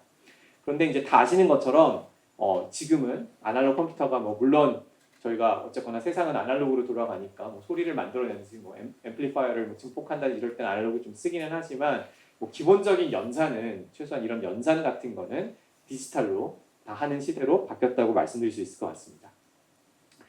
그런데 뭐 굳이 아날로그 컴퓨터를 이제 쓰는 이유가 뭐냐 이 생각을 해보시면, 그러니까 이게 장단점을 보여주기 위해서 제가 아주 간단한 예를 하나 가져와 본 건데요. 예를 들어서 우리가 뭐 수학에서 가장 많이 하는 것 중에 하나인 적분을 한다라고 했을 때 디지털 방식으로는 결국에 이제 뭐 이런 걸 구분부적법이라고 하는데 결국 곱셈이랑 덧셈으로 우리가 바꿔서 하는 거죠. 그래서 뭐 기본적으로 디지털 컴퓨터는 뭐 어떤 연산을 하든지 간에 덧셈과 곱셈으로 좀 바꿔서 연산을 한다고 보시면 될 것 같은데, 이거를 만약 적분을 아날로그 방식으로 한다 그러면 이런 회로를 만들어서 하면 됩니다. 이런 회로를 만들어서 하면 전기회로에서 전류가 흘러 들어가면 이게 커패시터에 쌓이면서 이 쌓인 전하량이 결국에 이 전압을 적분한 것에 비례하게 됩니다. 그래서 이런 식으로 우리가 적분을 할 수 있는 거죠. 굳이 덧셈기와 곱셈기를 만들지 않더라도 우리가 어떤 연산은 충분히 할 수가 있습니다. 그런데 아날로그 연산을 왜 안 쓰느냐? 그러니까 장점이 있습니다. 나중에 뭐 다른 논문들도 나와 있는 게 있는데, 이런 아날로그 연산을 하면 사실 더 연산을 빠르게 할 수 있는 가능성이 있습니다. 그리고 연산에 필요한 어떤 회로의 면적도 더 작을 수가 있는데요. 이게 가장 큰 문제점이 뭐냐면 정확하지가 않고 릴라이어블하지가 않다는 겁니다. 그래서 뭐 이 중에서 아날로그 실제 비디오를 빌려서 실제 보셨던 분들도 아마 많이 좀 계시긴 할 텐데, 비디오 계속 빌려오면은 계속 보다 보면 이게 화질이 나빠지거든요. 아날로그 방식으로 이제 돼 있다 보니까 이게 노이즈가 생기고 뭐 늘어지고 막 이런 현상인 건데, 마찬가지로 아날로그로 연산을 하다 보면 똑같은 연산을 했는데 조금씩 다른 값이 나올 수가 있고, 그리고 만약에 또 아날로그 연산 즉 그 적분을 하려고 이런 걸 만들어 놓으면 다른 건 할 수가 없습니다. 그런데 덧셈기랑 곱셈기를 만들어서 연산을 하면은 얘가 뭐 적분도 하지만 내가 뭐 사인 함수도 계산할 수 있고 코사인 함수도 계산할 수 있고 모든 연산을 할 수가 있기 때문에 범용성이 엄청 좋다라는 게 또 큰 장점이 됩니다. 그래서 아날로그 연산이 장점도 있지만 쓰지 못하고 있었고요. 그래서 뭐 옛날에 이제 좀 더 정확하게 분석한 논문 중에 어떤 것들이 있냐면, 이게 1980년대 초반 논문인 것 같은데, 이제 아날로그 연산과 디지털 연산을 뭐 특정한 거에 대해서 비교를 해봤더니, 만약에 이제 아날로그 결국에 노이즈가 가장 큰 문제다, 펀더멘털하게는. 그래서 아날로그 연산을 어떤 연산했을 때 노이즈가 괜찮다, 노이즈가 있어도 좀 상관없다. 그러니까 뭐 내가 어떤 연산을 했는데 조금씩 다른 값이 매번 나오고 그런 일이 상관이 없다면 사실 아날로그 연산이 더 좋다라는 얘기는 나와 있습니다. 특히 파워 컨섬션 측면에서는. 그리고 이게 로그 스케일이기 때문에 이게 작은 차이가 아니거든요. 그런데 우리가 연산을 하는 이유는 대부분 현대사회에서 정확한 거, 100% 정확한 연산을 우리가 원하고, 뭐 달나라 로켓을 보낸다든지 아니면 내가 은행 잔고를 계산한다든지 어떤 사이언티픽 컴퓨팅을 한다고 했을 때 조금씩 다른 값이 나온다는 걸 우리 받아들일 수가 없잖아요. 그러다 보니까 노이즈가 엄청 작아야 되고, 시그널에 비해서 이 영역으로 가게 되면 아날로그가 디지털에 비해서 훨씬 나쁩니다. 그래서 결국에 생각해 볼 것이, 혹시 좀 노이즈가 많아도 괜찮은 연산이 없을까? 우리가 이제 이런 생각을 좀 해볼 수가 있고요. 그래서 지금 대표적인 게 말하자면 인공지능 연산인 겁니다. 이것도 물론 어플리케이션이 정확하게 뭐냐에 따라 다를 수 있겠지만, 그러니까 뭐 이런 식의 이미지 넷이라고 해서 사진을 보여주고 맞춰보라고 그러는데, 이게 컴퓨터가 맞춰보라고 하면 지금 인공지능이 디지털 컴퓨터로 돌려도 얘가 뭐 정답을 대부분 맞추기는 하지만 조금씩 틀린 답도 얘가 계속 생각을 합니다. 그러니까 뭐 이런 머쉬룸 같은 거 보여주면 뭐 머쉬룸이 이제 2등인 거고 답이 조금씩 틀리기도 하고, 그래도 이걸 괜찮다고 합니다. 왜냐면은 예를 들어서 우리가 사람한테 이 일을 시키면 뭐 정말 100만 장의 이미지를 쉬지 않고 이걸 판단할 수 있는 사람이 없을 거고, 아무리 이제 시간과 여유를 줘도 사람의 정확도도 95%에 머물러 있는데, 우리가 컴퓨터를 쓰면 얘가 사람보다 정확도도 더 높게 나올 뿐더러 100%는 아니지만 그리고 얘는 뭐 100만 장의 이미지를 뭐 1000만 장이든 억만 장이든 그냥 보라고 하면 컴퓨터는 계속 보면서 판단을 해주기 때문에, 인공지능 같은 경우에는 어떻게 보면 물론 자율주행차 같은 건 좀 문제가 있겠죠. 하다가 사고가 나면 책임 소재가 있으니까. 그런데 뭐 사진 중에서 개가 있는 사진을 대충 추려져 가지고 사람이 이제 최종 판단을 한다든지 그럴 때는 이게 정확도가 100%일 필요가 꼭 없기 때문에, 그리고 뭐 챗GPT랑 대화를 한다고 했을 때 얘가 꼭 반드시 같은 말을 해야 될 필요도 없는 거잖아요, 대화라는 게. 그러다 보니까 약간의 뭐 노이즈가 있거나 그래도 어느 정도 괜찮은 AI 어플리케이션도 있을 수 있지 않을까. 그래서 이거에 맞는 어떤 아날로그 연산 방법들을 사람들이 고민을 하고 있습니다. 그래서 고민해봤더니 의외로 되게 쉽습니다. 그래서 이것도 아까 김장 교수님께서 인공지능 연산 되게 쉽다는 말씀해 주셨는데 결국에 벡터 매트릭스 연산을 엄청나게 많이 해야 되거든요. 벡터 매트릭스 곱셈 이건데 이거를 이제 전교회를 좀 배우신 분들은 아시겠지만 내가 이걸 그냥 전압 전류 생각하시지 말고 그냥 벡터랑 매트릭스로 곱했더니 벡터가 나오는 걸 보시면 여기서 제가 어떤 일을 하고 있냐면 이런 전교회를 만들어 놓습니다. 얘는 가변 저항이라서 각각이 컨덕턴스 값을 이렇게 갖고요. 내가 이런 식의 어레이를 만들어 놓고 그 전압 값을 내가 곱하고자 하는 벡터에 비례해서 이렇게 V1, V2, V3를 동시에 넣어준 다음에 여기를 그라운드를 시키고 전류를 동시에 읽어주면 이 V1, V2, V3와 I1, I2, I3의 관계가 요게 나옵니다. 이게 딱 우리가 인공지능 연산에서 제일 많이 사용하는 벡터 매트릭스 멀티플리케이션이 되고요. 그러다 보니까 이거는 사실 지금 3 곱하기 3만 보여드렸지만 이걸 1000 곱하기 1000으로 만들 수도 있는 거고요. 그러니까 아까 디지털 방식으로 하게 되면 이게 실제로 따져보면 1000 곱하기 1000짜리 어레이 같은 경우에는 100만 번의 곱셈을 해줘야 되거든요. 근데 곱셈기 크기 하나가 상당히 크기 때문에 이 곱셈기를 100만 개를 만들 수는 없습니다. 하나의 칩 안에.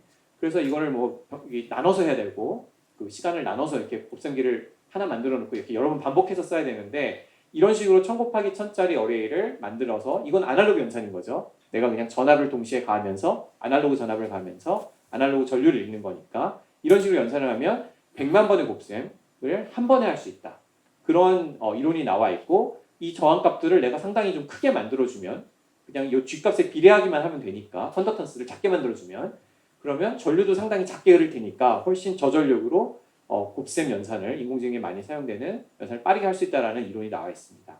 그래서 이게 이제 매우 쉬운 아이디어고 사실 조금 더 들어가면 트레이닝을 할 때는 이제 벡터의 외적 연산이 필요하기 때문에 조금 더 복잡해지긴 하는데 벡터의 외적 연산도 이론적으로는 제가 설명드리진 않겠지만 이런 어레이를 만들면 이것도 마찬가지로 100만 번의 곱셈이 필요한데 이 100만 번의 곱셈을 아날로그 방식으로 단 한 번에 매우 저전력을 끝낼 수 있다라는 이론들이 나와 있습니다. 그래서 이론 자체는 너무 쉽습니다. 이론 자체는 너무 쉽고 그래서 온갖 논문들이 나오면서 아까 마찬가지로 누구나 이제 GPU하고 다 비교를 하는데 이론적으로는 아직 못 만들어 봤지만 이론적으로는 이런 식으로 아날로그 방식으로 어떤 인공지능 연산하면 GPU보다 더 좋다. 이런 논문들이 조금씩 나오고 있는데요.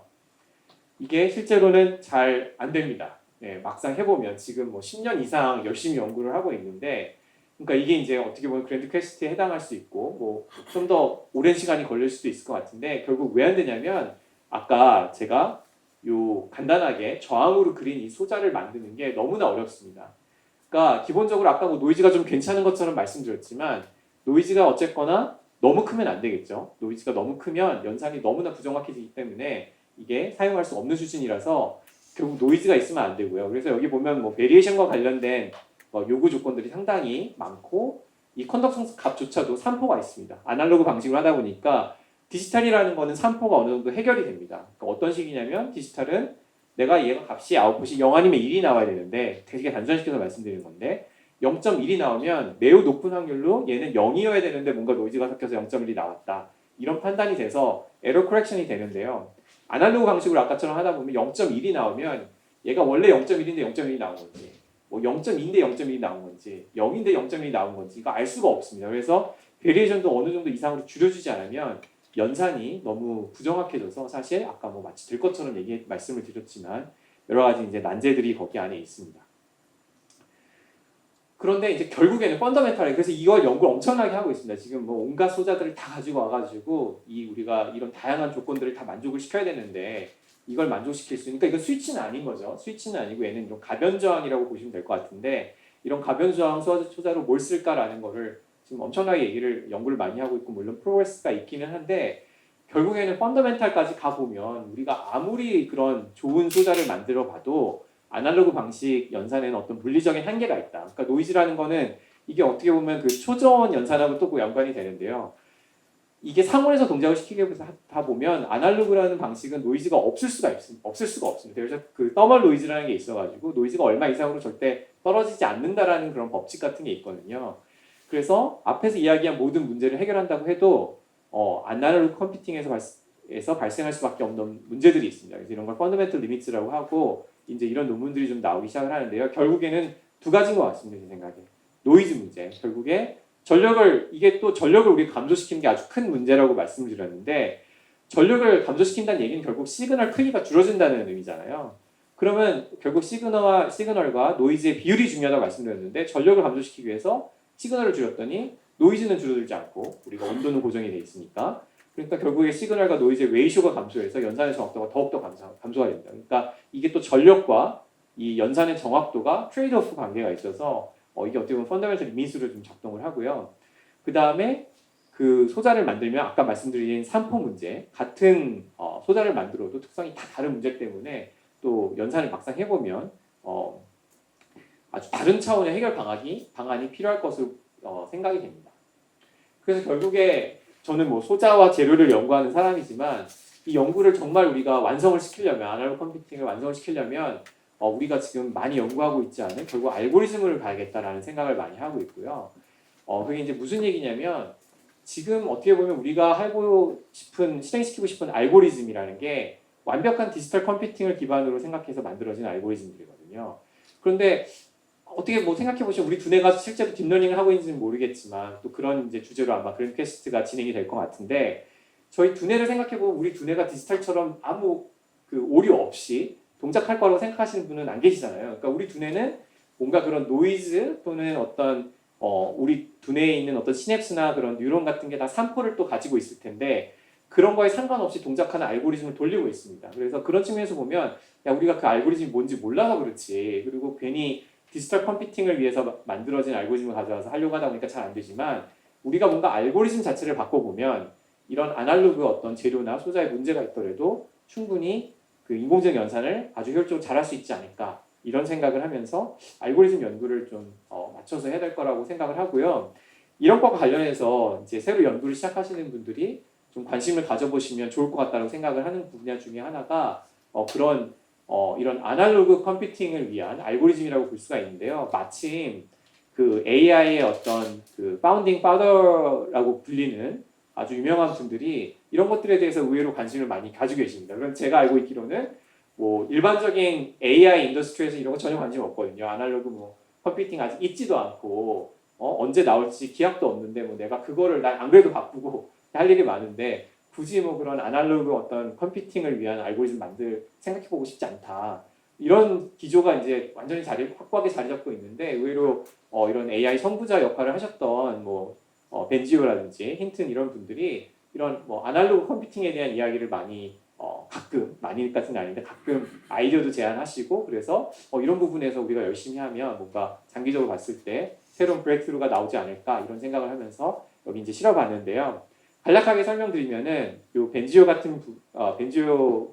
박사님 같은 경우에는 어떤 엔드-투-엔드 아날로그 컴퓨팅이라는 걸 말씀하시는데 뭐 여기 써 있는 거를 이제 아주 간략하게 말씀드리자면 이분이 이제 하시는 말씀은 아까 말씀과 마찬가지처럼 이거를 이분의 이제 생각은 지금 반대로 하고 있어서 어렵다는 겁니다. 그래서 우리가 이제 어떤 그런 벡터 매트릭스 연산을 생각한 다음에 그거를 아날로그 방식으로 하려고 하다 보니까 온갖 안 맞는 문제가 발생을 한다. 이게 결국에 프락시밖에 안 된다. 그러니까 엉뚱하게 흉내낸다는 것이죠. 완벽하게 못하면서. 그래서 그거를 굳이 우리가 어떤 곱셈 이런 디지털 연산을 아예 생각하지 말고 결국에 인공지능 연산이라는 게 어떤 최저값을 찾아가는 게 아니냐. 이게 옵티마이제이션 문제니까 그런데 어떤 아날로그 현상도 옵티마이제이션을 많이 한다. 예를 들면 아까 뭐 전기 회로 같은 걸 말씀드렸는데 전기 회로를 우리가 어떻게 생각을 할 수가 있냐면 전기 회로라는 게 결국에는 일종의 옵티마이저입니다. 어떤 옵티마이제이션을 하고 있냐면 그 어떤 회로를 만들어 놓고 거기에다가 내가 전압 소스를 달아 놓으면 이 회로가 결국 하는 일은 이 회로에서 소모되는 전력을 최소화하는 방식으로 얘가 전류가 분산이 되게 되어 있습니다. 그러니까 얘는 그 전력 소모를 최적화시키는 옵티마이저라고 볼 수가 있거든요. 그러니까 결국에 인공지능 연산이라는 것도 어쩌면 옵티마이저고 이 회로도 옵티마이저니까 그 옵티마이저는 어차피 아날로그로 하고 있는 거고 회로 자체는 그러니까 그거를 우리가 알고리즘을 생각을 하면 우리가 그걸 이용해서 아주 자연스러운 방식으로 인공지능 연산을 할 수 있다. 그래서 전혀 디지털 변환을 할 필요 없이 엔드-투-엔드 아날로그 방식으로 연산을 할 수 있다라는 걸 이제 제안을 하고 계시고요. 그다음에 힌튼 교수님 같은 경우에는 좀 더 철학적인 얘기인 것 같은데 이분은 이제 아날로그 컴퓨팅이 엄청나게 로우 파워일 건데 이게 한 가지 이제 문제가 있다. 얘가 워낙 저전력이지만 아날로그 컴퓨팅이라는 건 얘가 죽을 수가 있다. 그러니까 디지털 컴퓨터라는 거는 뭐 이론적으로 그렇게 하시는 분은 없지만 그래서 내가 컴퓨터에 죽는 걸 걱정이 되시면 컴퓨터 2대를 사가지고 매일 백업을 하시면 컴퓨터 하나 죽어도 그냥 똑같은 컴퓨터 이어서 쓰실 수가 있습니다. 그런데 아날로그 컴퓨터라는 거는 아까 말씀드린 것처럼 산포 문제가 있어서 이거 2개를 똑같이 만든다는 것 자체가 불가능해요.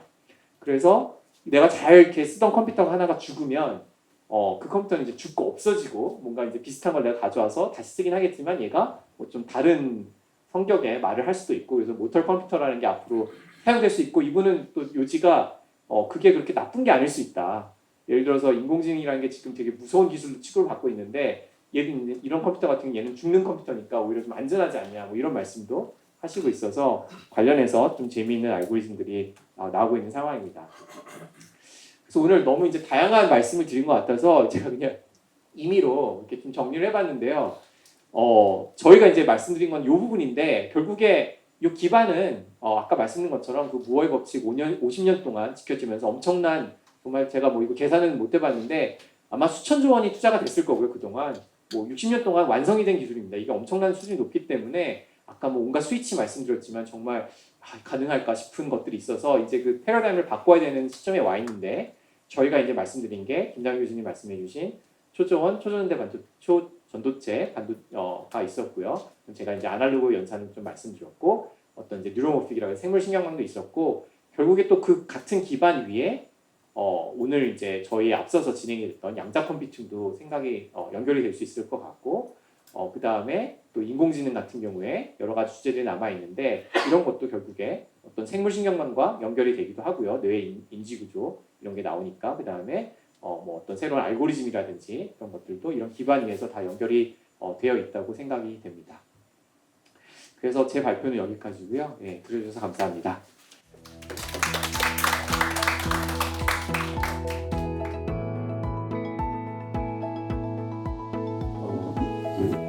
같이 논의하는 시간을 갖도록 하겠습니다. 질문을 하시기 전에 제가 먼저 간단한 질문 하나 드리면 초종 반도체 분야와 아날로그 분야 그 각 분야에서 그 글로벌 트렌드라고 할까요? 그 분야에서 지금 어떤 경쟁들이 좀 벌어지고 있는지 그걸 좀 소개를 해주시고 말씀 좀 나누면 어떨까 싶습니다.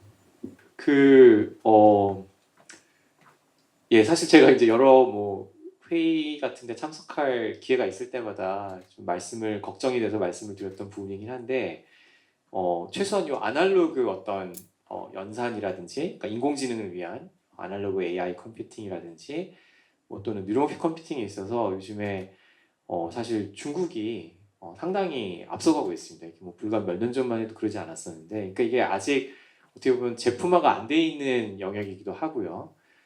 그러다 보니까 회사들이 이제 막상 아직 하고 있지는 않고 그런 영역인데 제가 보기에 중국 같은 경우에 어떻게 보면 물론 자기들이 따라잡아야 되는 것도 있지만 이미 판매되고 있는 뭐 디램이라든지 낸드라든지 이런 메모리 제품 같은 경우에 따라가는 입장이고 그런 것도 있지만 오히려 그런 쪽에서 따라가는 게 좀 어렵다고 생각을 해서 그런지 몰라도 오히려 차세대 기술에 있어서는 훨씬 더 열심히 연구하는 경향이 있는 것 같거든요. 그래서 대표적으로 이제 어떤 뭐 증거라고나 할까라는 게 있냐면 IDM이라고 저희 반도체 소자 분야에서 제일 대표적인 학회가 있는데 거기에 가보면 그런 방금 말씀드린 아날로그 인공지능 반도체 또는 뭐 뉴로모픽 두뇌무사 인공지능 반도체 이런 쪽에 있어서는 중국 쪽 논문이 양도 많고요. 질도 훨씬 좋아서 뭐 그런 쪽으로 상을 뽑는다든지 아니면 뭐 대표 논문을 선정한다든지 했을 때 이미 중국 논문이 계속 선정이 되는 게 지금 몇 년 유지가 되고 있습니다. 그래서 그런 식으로 이게 정말 미래 분야라면 아직 확실히 모르는 거지만 정말 제품이 나올지 모르는 거지만 그런 부분에서 좀 걱정이 되는 부분이 있어서 어디서 그런 차이가 올까? 우리나라 연구자들이 뭐 수준이 낮아서 그런 거는 절대 아닌 것 같고요.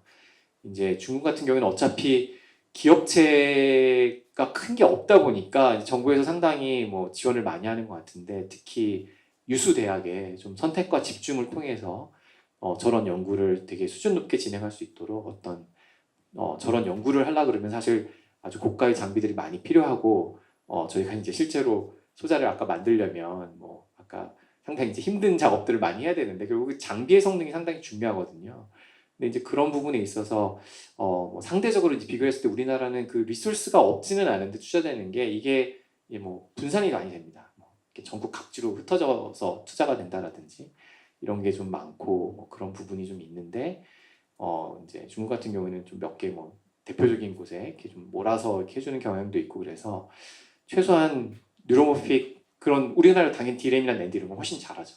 회사 실력이 비교가 안 되는데 약간 저런 미래지향적인 분야 혹시 상용화된다면 좀 파괴력 있는 분야 같은 경우에서는 중국이 이제 상당히 앞서가고 있고 그런 경향이 좀 보여서 미국보다도 앞서가는 것 같고요. 제가 개인적으로 판단하기에는 그런 부분이 있는데 그래서 그런 거는 좀 걱정이 되고 있는데 우리나라 연구자들도 지금 근데 워낙 열심히 하고 있어서 뭐 적절한 지원과 어떤 전략만 마련이 되면 잘 할 수 있을 거라고 생각을 하고요.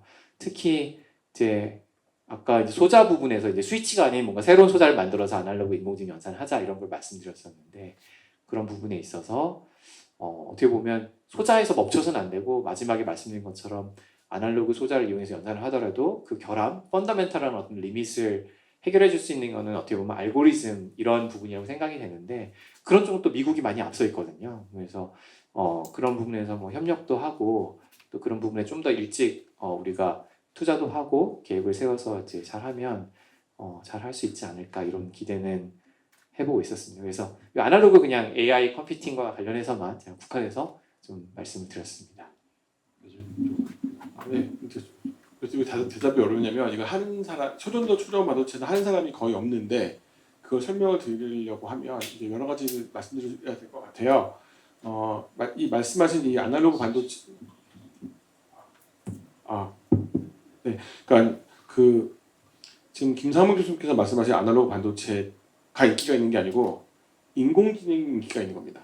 그러니까 인공지능이 인기가 있기 때문에 아날로그 반도체가 인공지능에 통할 것 같으니까 인류가 뛰어든 거예요. 여긴 그래서 인기가 있는 거고, 이제 저희는 이제 그 아까도 말씀드렸지만 CPU를 만들거나 메모리를 만들거나 컴퓨터를 만드는 사람들인데 그 전력 문제가 심각하니까 지금 사람들이 당장 하고 있는 거는 컴퓨터를 새로 만드는 게 아니라 현재 컴퓨터의 그 전력을 줄이는 게 중요하니까 냉각을 되게 많이 신경을 씁니다.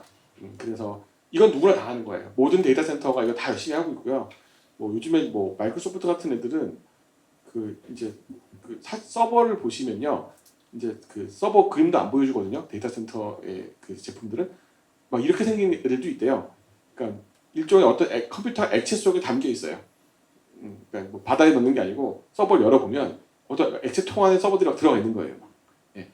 그게 지금 액체 냉각이거든요. 그 물을 넣어서 냉각하는 게 아니고 물 속에 넣어서 이제 냉각하는 거. 이게 물도 아닙니다. 부도체예요, 부도체. 그러니까 전기가 안 통하는 거예요. 그래서 그런 식으로 서버 냉각하는 건 이미 모두에게 현실이 있고요. 그다음에 아까 제가 그 발표에서 보여드렸던 뭐 초전도 반도체를 서로 만들어서 CPU 설계한다. 이거는 전 세계 아마 이 연구하는 사람들이 회사 한 세 군데, 대학 한 두세 군데 있지 않을까. 완전 첨단입니다. 완전 첨단이고 이제 이게 이제 그 제가 언제나 안타까운 건데 근본적인 연구를 하지를 않아요. 그 대학이나 회사나. 예. 그러니까 돈이 되는 것만 합니다. 그러니까 회사는 돈을 버는 거를 하고 교수님은 연구비가 나오는 거를 해요. 그리고 그러면서 논문이 나와야 돼요. 그러니까 저희 같은 연구자, 그러니까 컴퓨터 아키텍트들이 전 세계에 몇 명 없습니다. 왜냐하면 이게 논문이 잘 안 나와요. 그러니까 박사과정 5, 6명을 투입해서 3, 4년을 해서 논문이 한 편 나오잖아요. 나오면 다행입니다. 안 나오면 승진이 안 되고 잘리는 거예요. 아니 연구비가 없어 굶어 죽거나. 그래서 이런 연구를 구조적으로 못 해요.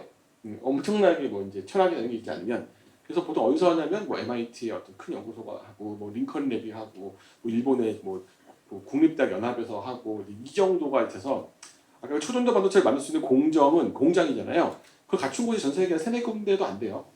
중국에 하나 있다는 소문이 있고 일본은 제가 써봤으니까 알고 미국은 MIT 쪽에 하나 있고 그 다음에 뭐 우리나라에 그런 수준입니다. 완전 첨단이에요. 그래서 중구난방처럼 말씀드렸는데 의외로 사람들이 중요한 거를 하지 않습니다. 할 수 있는 걸 해요. 네. 이게 사회가 그래요. 할 수 있는 걸 해요. 내가 하면 되는 거. 논문도 쓰면 되는 걸 하지 이걸 해서 논문이 나올까 말까 하는 것들은 교수님들이 위험해서 안 합니다. 그게 이제 승진력. 승진해야 되고 연구비 따야 되고 그리고 연구재단이나 나라가 주는 과제만 해야 되는 거죠. 그래서 이게 안타까운 거예요. 자, 그럼 일단 혹시 플로어에 질문 있으시면 네. 김재원 교수님 지금 방금 전에 네, 마이크. 아키텍처 관련해서 말씀 주셨는데 정작 회사에서는 또 컴퓨팅 아키텍처 하는 사람이 없어서 또 이렇게 계속 없다고 얘기를 하고 있거든요. 그래서 이제 학계에 계시니까 그런 측면에서 컴퓨팅 아키텍처 그래서 사실 제가 봐도 논문 나오긴 쉽진 않을 것 같아요. 근데 뭔가 돌파구를 찾아야지 이게 계속 악순환이 좀 멈춰질 것 같거든요. 그래서 그거에 대한 질문 하나 하고요. 두 번째는 아까 지금 저온 상태 액체 얘기하셨는데 4켈빈 내려가면은 어떤 진공이라든 이런 어떤 주변 환경도 바뀌어야 되는 건지 그리고 하나 마지막 질문은 지금 아날로그 컴퓨팅에서 아키텍처 측면에서 알고리즘에 대해서 어떻게 생각하시는지 네. 세 가지 질문 드립니다. 아마 제가 대답하다가 질문을 까먹을 것 같은데 첫 번째 질문은 컴퓨터 아키텍처 배출하는 거였죠. 네네. 그 컴퓨터 아키텍처를 제대로 하는 사람들은 하드웨어, 소프트웨어를 다 아는 사람들입니다. 왜냐하면 하드웨어를 만들지만 이 컴퓨터로 만들어졌을 때 소프트웨어가 어떻게 돈다는 것까지 그러니까 어떤 걸 해야 되냐면 컴퓨터 구조도 잘해야 되고 운영체제도 잘해야 되고 컴파일러도 잘해야 되고 뭐 이거 다 잘해야 되는 거예요. 그런 사람들이 잘 나올 수가 없죠. 그러니까 그런 교육을 안 시키니까. 그러니까 네, 굉장히 그 배출이 안 되는 인력입니다. 그리고 우리나라가 이런 걸 지금 좀 잘하게 되었는데 전통적으로 못 해왔기 때문에 우리나라가 시스템 반도체를 못 만드는 거예요. 그러니까 반도체라는 거는 아까 스위치로 만드는 거잖아요. 근데 뭘 만들어야 될지를 몰라요. 시스템을 모르면. 이게 뭐 어떤 소프트웨어가 돌아서 어떻게 해야지 그러니까 스마트폰을 만드는데 엔드로이드의 운영 체제를 잘 돌려야지 이제 되잖아요. 스마트폰은. 근데 엔드로이드가 어떻게 생겼는지도 모르고 어떻게 CPU를 만들어야 엔드로이드에 도움이 되는지도 모르는 거예요. 이게 시스템이거든요. 이걸 모르니까 우리나라는 메모리만 하는 거예요. 메모리 디자인의 목표는 몇 개 없습니다. 빨리 읽자, 빨리 쓰자, 망가지지 말자, 작게 만들자. 아마 이거 전력 덜 쓰자. 아마 이거밖에 없을 거예요. 소프트웨어를 몰라도 돼요. 그러니까 우리나라 이걸 잘하는 겁니다. 비메모리, 메모리 반도체는. 근데 맨날 정부에서 뭐 시스템을 잘해야 된다 하잖아요. 그럴 때는 시스템 전공들이 나와야 되는데 잘 안 나와요. 왜? 역시 사람들이 할 수 있는 것만 하고 쉬운 것만 하니까. 그러니까 저는 이거 녹화돼서 되게 위험하다고 생각하는데 인공지능이 나라를 망칩니다. 왜냐하면 이 사람들이 여기 그랜드처럼 보면 다 중요한 연구들이잖아요. 하는 사람들이 없어요. 전부 다 인공지능만 해요. 쉽거든요. 눈에 보이고 조금만 하면 뭐가 나오고 하니까 저는 인류 발전에 지금 너무 큰 문제가 생겼다고 생각해요. 뭐 쓰레기 분해하는 거 누가 연구해야 되고 환경 정화 연구해야 되고 우주로 나가는 우주선 만들어야 되는데 다들 GPU 많이 사가지고 패러미터 튜닝 해가지고 뭐 서비스 만들고 있거든요. 재료과에서도 그러고 전기과에서도 그러고 화공과에서도 그러고 국문과에서도 그래요. 그러니까 저는 이게 굉장히 걱정이 됩니다. 우리나라는 애초에 인구도 얼마 없고 게다가 연구자도 얼마 없는데 몰빵하면 너무 위험한 거잖아요. 그건 안타깝고 그래서 적어도 서울대라면 모두가 다 자기 분야를 지키는 어떤 사람들이 돼야 된다고 생각을 해요. 그래서 그게 첫 번째고 그래서 사명감이 있어야 그런 사람이 나올 거고 4K 두 번째 질문은 뭐였죠? 진공처럼 다른 거가 바뀌어야 되고 세 번째였던 것 같은데 두 번째인가요? 켈빈에 대한 거 하나 있고요. 그다음에 아날로그 컴퓨팅에서 오케이. 알고리즘 관련된. 두 번째는 저희가 그 초저온 반도체, 초전도 반도체에서 굉장히 유명한 그룹이에요. 그러니까 저희가 컴퓨터 아키텍처 최고 학회에 가가지고 거기 있는 교수님과 기업체 분들한테 이 기술을 설명하는 워크숍 운영하는 수준이거든요. 하지만 우리가 봐도 어려운 게 아까 일단 냉각에 대한 얘기는 아무도 안 해요. 어떻게 냉각을 할 건지. 그 냉각을 해도 제 생각에는 서버를 만들면 아마도 CPU는 4K, 메모리는 77K 이런 식의 다양한 최종 온도가 있을 것 같아요. 근데 그걸 우리가 알았다 하더라도 그거를 만드는 기술이 없어요. 서버를 만들었을 때 이 영역별로 최종 온도를 주는 그런 기술은 없고 논문도 없거든요. 우리가 해볼까 싶지만 박사가 5명 써가지고 3년 동안 하고 논문 안 나오면 어떡하지 하다가 안 하고 막 이러는 거예요. 그리고 예측이 돼요. 만약 붙으면은 온도 차이가 생겨버리면 여기에 무슨 뭐 결빙이 생겨가지고 실제 저희도 저거 하다가 컴퓨터 많이 날려먹었어요. 갑자기 물이 생겨가지고 막 이렇게 되니까 그 안정성에 관한 떨멀 샥 같은 거 안정성에 관한 연구를 해야 되는데 이제 안 하고 그냥 갈 길이 멀다는 거죠. 그런 연구 많이 해야 되고요. 특히 냉각을 안정적으로 유지하는 기술. 그리고 세 번째가 뭐였죠? 아날로그 어떻게 하는지. 그 아까 김상문 교수가 너무너무 잘 설명해 주셨는데 이제 그래도 저희와 영역이 달라요. 임상현 교수님은 이제 아날로그 계산이 되는 그런 계산기까지 만들어 오실 거예요. 우린 이거를 떠서 컴퓨터에 넣어서 프로그램 돌려서 돌려야 되거든요. 근데 아까 그 슬라이드에 있었는데 당장 이 아날로그 계산기 되게 멋있습니다. 아까 제 스위치에서 이렇게 전기를 좀 통한다 안 통한다 했잖아요. 되게 쉬워요. 만약에 빨리 통과하면 1, 조금 느리게 통과하면 0.8, 조금 더 느리게 통과하면 0.5 이게 아날로그예요. 0일을 때리는 게 아니고 이걸 숫자를 표시하면은 굉장히 효율적이죠. 되게 좋아요. 그런데 어느 순간 그 곱하기 나온 전류가 곱하기의 결과인데 그 값을 읽어가지고 이게 23.7인지 이게 3.6인지 이런 디지털 값으로 변환시켜야 되는 컨버터가 필요하거든요. 그러니까 이게 굉장히 큽니다. 배보다 배꼽이 더 커요. 그 변환기가 회로적으로도 크고 느리기도 하고 전류도 많이 먹어요. 그러니까 인공지능만 돼요. 왜냐면 인공지능은 3.76 곱하기 2.74 이런 거 필요 없어요. 3 곱하기 7해도 그냥 다 비슷하게 나와버려요. 그 소수점이 필요 없으니까. 그러니까 그런 파인 튜닝이 필요 없으니까 이제 아날로그에 많이 들어간 건데 이걸 실제 우리가 쓰고 있는 실제 컴퓨터에 쓰려고 그러면 이제 엄청나게 많은 장벽을 넘어야 되는 거죠. 그래서 저는 아까 말씀드린 그대로입니다. 인공지능이 어떤 특정 분야에서는 될 것 같은데 그것도 쉽지 않지만 일반적인 컴퓨터를 대체할 수는 없을 거예요. 네. 그래서 일반적인 컴퓨터는 지금 현재 우리 CPU 같은 게 그냥 잘 돌아야 돼요. 이게 어렵죠. 어떻게 만들어야 될지 몰라서. 혹시 그 마지막 부분에 대해서 교수님 좀 첨언하실 부분이 있으실까요? 아, 예.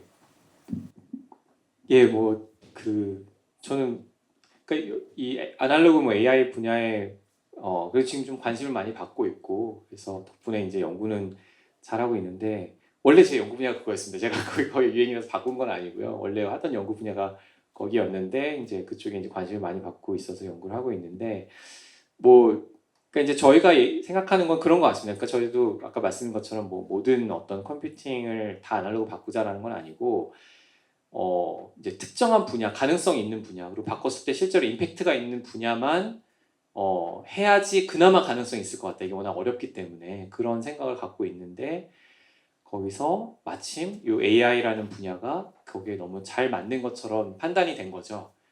요즘에 컴퓨팅 리소스가 그쪽에 워낙 많이 사용이 되기도 하고 그런 부분들이 있고 아까 말씀드린 것처럼 어떤 아날로그 연산의 단점들을 좀 이렇게 상쇄시켜 줄 수 있는 분야라고도 생각이 되고 그래서 그런 차원에서 연구를 많이 하고 있고 어쨌거나 아까 뭐 그런 AI 대가 분들 같은 경우에도 그런 아날로그 컴퓨팅에 관심을 갖고 있는데 결국 이제 그분들 말씀하시는 것도 소자도 소자지만 소자는 그러니까 너무나 많은 분들이 연구하고 있고 사실 이제 그런 분들 중에는 정말 소자를 위한 소자를 연구하시는 분들도 있어요. 실제로는 뭐 아날로그 AI를 한다고 연구를 하시지만 그냥 그 소자의 피직스가 재밌어서 근데 저는 뭐 그것도 좋다고 생각하거든요. 그걸 통해서 어떤 과학적인 발견도 일어나고 어떤 새로운 재료나 소자에 대한 이해도가 깊어지기 때문에 그런 것도 좋기는 한데 근데 이게 어쨌거나 정말 실행이 어떤 뭐 가능성이 보이고 완전 완성이 되지 않더라도 뭔가 이제 단계적으로 5년 안에는 그래도 뭔가 실제 이거는 어딘가 그래도 특정한 어플리케이션 써볼만 하다 이런 게 나와야 되는데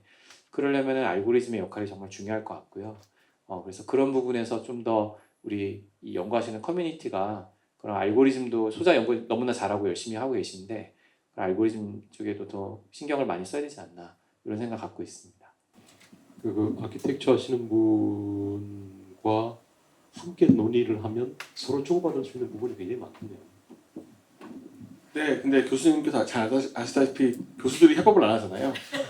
네, 네. 저희는 하고 싶은데 저희 얘기를 안 들어주세요. 아키텍처 하시는 분들이 아직 뭐 있지도 않은데 좀 만든 다음에 가지고 와봐. 약간 이런 느낌. 워낙 바쁘셔가지고 다른 거. 준비하느라 다른 것들 말씀드리는 거고 이 시스템 자체가 교수들의 협업을 장려하는 연구 환경이 아니에요. 그러니까 예를 들면은 두 그룹이 써서 논문을 한 게 되면 두 그룹에게 다 똑같은 점수를 줘가지고 해야 되는데 만약에 뭐 연구재단이나 정부에서 이걸 반띵해서 점수를 나눠 가져라 이러면은 학생들이 또 협업을 안 해요. 그래서 이런 문제들이 생깁니다. 그래서 제가 쓰는 방법은 이런 거예요. 우리 연구실의 학생들을 다 다른 걸 시켜서 다 다른 전문가를 만들어요. 저희는. 그 다음에 3년 후에 합쳐요. 그러니까 진짜 저희는 야, 너는 아키텍트지만 일단은 물리를 파. 너는 아키텍트지만 일단 반도체를 파. 너는 소프트웨어를 한 다음에 3년쯤 지나면 각자 자기가 실력이 쌓이면 그때 합쳐서 연구를 하거든요. 이게 왜 가능하냐면 그 3명, 4명이 다 제 컨트롤 밑에 있어서 그래요. 근데 교수님들은 아시다시피 각자가 남의 말 안 듣는 사람들이에요. 그러니까 협업이 안 됩니다. 그러니까 예, 그런 게 저는 협업하게 만드는 게 안 되기 때문에 어렵다고 생각을 해요. 그 혹시 또 다른 질문이신가요? 제가 질문 하나 조금 드리고 싶은데 저희가 이 그랜드 퀘스트 작업을 하는 이유 중에 하나가 저희가 나중에 이걸 자료화 시켜서 오늘 말씀 주신 게 굉장히 중요한 자료가 될 텐데 이걸 저희가 이제 책으로 만들어낼 텐데요. 그 책의 주된 독자가 저희가 기대하기로는 지금 학부 3학년 정도. 그래서 앞으로 이제 우리 한국을 빛낼 그런 미래의 연구자들이다 이렇게 저희가 기대를 하고 있는데 지금 교수님들께서 각자 분야를 지금 잘 말씀해 주셨는데 그 친구들이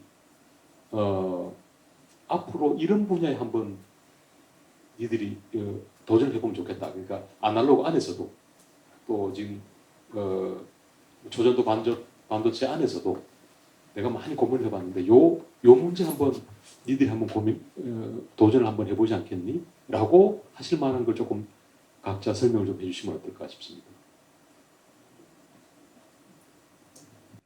네, 제가 뭐 먼저 평소에 생각하고 있던 것들 말씀을 드리면은 그러니까 아까 소자 분야를 좀 간략하게 말씀을 드린 것 같은데, 그러니까 이제 스위치 말고 이런 아날로그 AI 연산을 하기 위한 어떤 이제 보통 저희가 시냅스 소자라고 많이 부릅니다.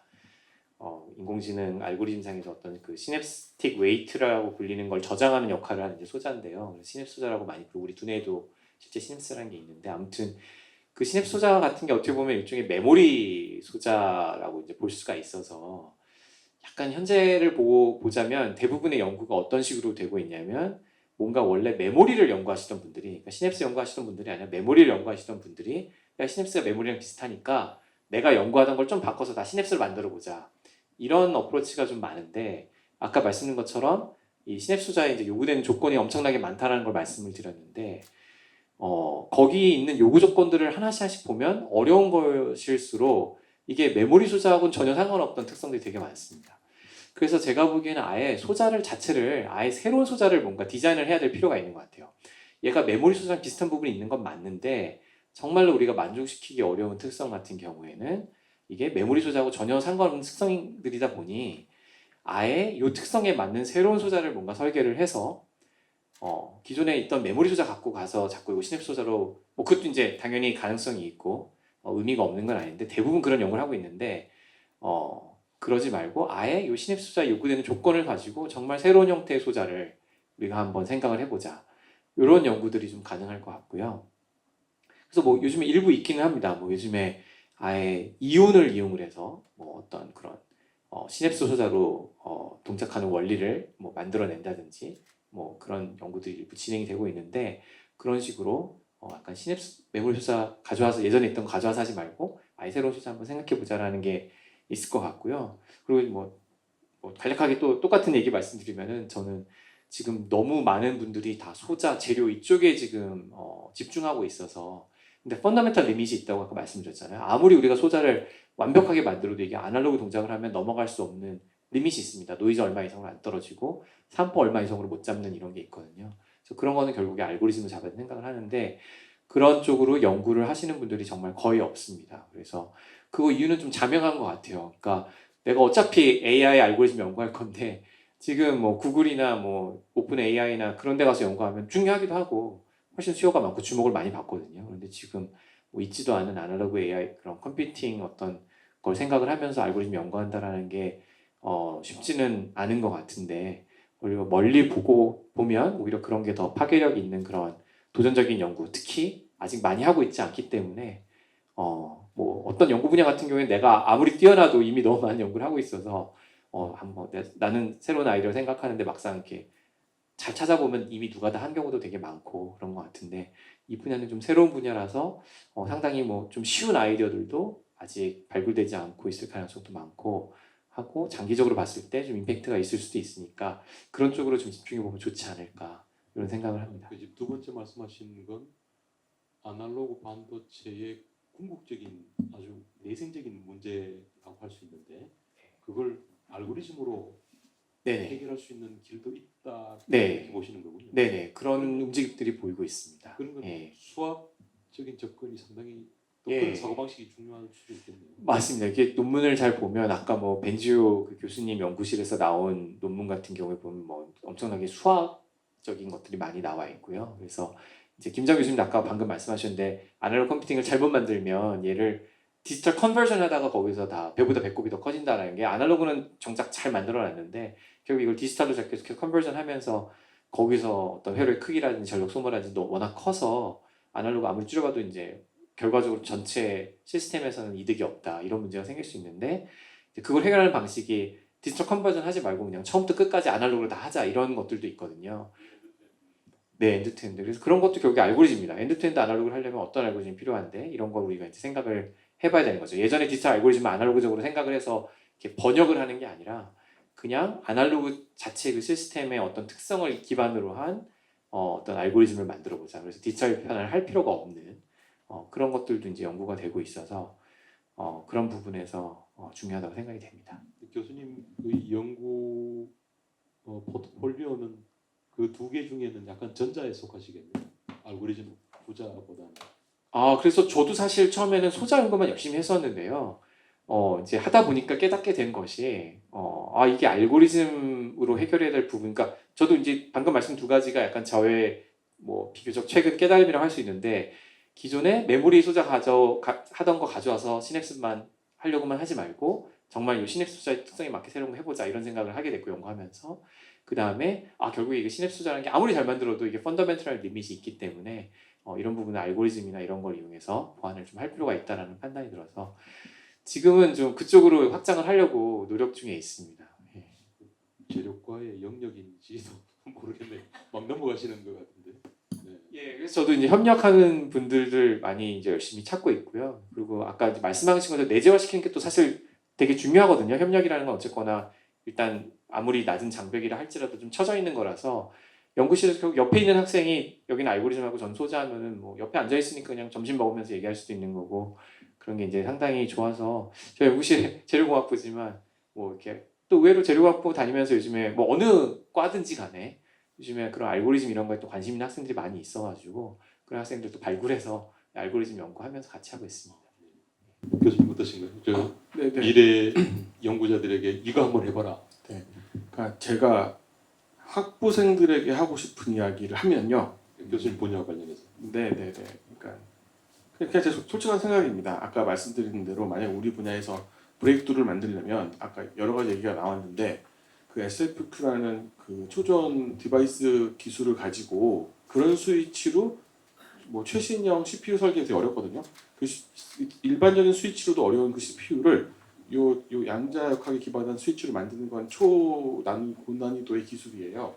이거를 실제 연구하고 있는 그룹 전 세계 3곳도 안 될 거고요. 할 수 있는 사람도 몇 명 안 될 겁니다. 그래서 이런 것도 할 수 있고 아까 청중님께서 말씀해주신 그 온도가 따로따로 돌아가는 그런 안정적으로 돌아가는 서버의 프레임을 만든다 하드웨어로 이것도 어려운 거고요. 아까 양자 컴퓨터를 도와드린다면 양자 컴퓨터 QE 만드시는 분들을 도와서 실제 엔드엔드로 돌아가는 양자 컴퓨터를 만들어 볼 수도 있겠죠. 이 3개 다 엄청난 겁니다. 저는 엄청난 건데 이거를 말씀드린다기보다는 중요한 건 그럼 이 3개를 어떻게 해야 할까를 이제 학부생들한테 말을 해보자면 제가 이제 교수도 뭐 오래 해보고 나이도 뭐 들어가지고 해보니까 현재 최적의 방법은 이거인 것 같아요. 똑똑한 학부생들 몇 명이서 저는 일단 무조건 한 사람이 할 수 있는 게 아니고 하나의 연구실 할 수 있는 게 아니고 하나의 교수가 할 수 있는 게 아니고 우리 연구비를 할 수 있는 게 아니에요. 이런 근본적인 큰 연구들은 이걸 할 수 있는 방법은 학부생 한 5명 정도가 의기투합을 해요. 내가 10년 후에 이 세상을 바꿔보겠다. 그래서 5명이 3학년 때부터 뭐 재력과 학생, 전자과 학생, 컴퓨터과 학생들이 어떤 교수의 지도를 받아가지고 이거를 이제 딱 잡는 거예요. 그 다음에 이제 자기가 그 분야의 전문가가 되기 위해서 대학원에 같이 진학을 해야죠. 그래서 점점 독수리 오염제. 네, 그렇죠. 저 5명이 와가지고 박사과정을 하면서 각자 자기 분야에서 유명한 논문도 써보는 그 5명이 되는 겁니다. 박사까지는 해야 돼요. 그러면 만약에 자기 분야에서 사티오 논문들을 두세 개에서 쓰는 자기 분야 박사 5명이 나오면 그 5명이 합쳤을 땐 전 세계에서 얘네들밖에 없습니다. 이게 되는 그룹은. 그게 절대 안 벌어지거든요. 인텔도 못하고 IBM도 못하고 엔비디아도 못해요. 이 다른 5분야의 도메인의 전문가들을 모으는 게 저희가 연구소에서 그걸 하려고 했던 거예요. 근데 제가 뽑아서 그걸 하기에는 저도 전문가가 아니니까 5분야의 전문가가 된 다음에 얘네들이 더 좋은 거는 각자의 분야 회사에 가서 한 2년 정도 구르면 그때는 자기가 알아요. 내가 이 분야 최고 전문가다. 근데 둘이 붙으면 성공 확률이 뭐 2배인 거고 셋이 붙으면 10배가 되고 4배가 붙으면 100배가 될 겁니다. 저는 이거 장담할 수 있어요. 전문가가 합쳤을 때 힘이라는 건 그런 거거든요. 자, 그랬을 때 얘네들이 교수가 되면 안 됩니다. 접근이 점점 어려워지고 있습니다. 왜냐하면 이런 연구를 하려면 100억, 200억, 300억을 내가 마음대로 쓸 수 있어야 돼요. 교수는 저도 연구에 많은 교수지만 제가 쓸 수 있는 거는 20억이 넘지 않아요. 퀀텀 컴퓨터도 다 마찬가지예요. 컴퓨터 연구를 한 500억은 필요할 텐데 제가 그래서 창업을 해보고 알았어요. 내가 해보고 싶은 게 있으면 창업을 해서 남의 돈을 받아서 이걸로 해야 되는구나. 그래서 5명이 그때 뭐 구글에서 하나 오고 IBM에서 하나 오고 뭐 교수도 있을 수 있겠죠. 이 5명이 한 30대 중반에 뭉쳐서 창업을 걸면 1,000억 정도 쉽게 땡깁니다. 그리고 걔네들이 이제 멋있는 거 만들어야죠. 저는 이게 엄청난 걸 실제 눈앞에 우리가 만들 수 있는 퀀텀 컴퓨터든 초저항 컴퓨터든 할 수 있는 방법인 것 같아요. 진짜 근데 그 독수리 오영재의 최초 싹을 뽑을 때 그 초좋은 이야기를 미리 심어주면 참 좋겠네. 그렇죠. 그러니까 학생들은 모르잖아요. 학생들은 몰라요. 그러니까 이걸 알아야 되는 거죠. 그러니까 내가 정말 세상을 바꾸려면 가장 높은 확률로 이게 될 확률은 제가 제안하는 게 맞을 거예요. 아무도 못하고 있는 거니까. 그러니까 저희가 지금 이 분야에서 1등 먹는 이유는 그래도 제가 이걸 했기 때문이에요. 우리 연구실에서 몇 사람을 키워서 걱정하지 마. 우리 무조건 성공해. 4년 동안 달리자 해서 이렇게 해서 합쳤기 때문에 할 수 있는 거거든요. 논문 한 편 쓰는 건데 여러분 대학원생이 얼마나 됐을지 모르겠지만 같은 연구실 학생 4명이 논문 한 편을 쓰기 위해서 가족처럼 협력한다? 불가능한 겁니다. 이게 서로의 그거 다 내려놔야 돼요. 누가 일저자 하느냐, 누가 재밌는 거 하느냐 이런 거 다 포기하고 붙는 거거든요. 이 가족도 안 되는 거예요. 근데 그걸 만들어야지 이게 1등 하는 거거든요. 근데 저는 이걸 더 잘하려고 그러면 조기 때부터 이렇게 올라와서 도메인 엑스퍼트가 다 된 다음에 합치면 될 것 같거든요. 멋진 제안이십니다. 혹시 또 질문 있으신가요? 네, 지금.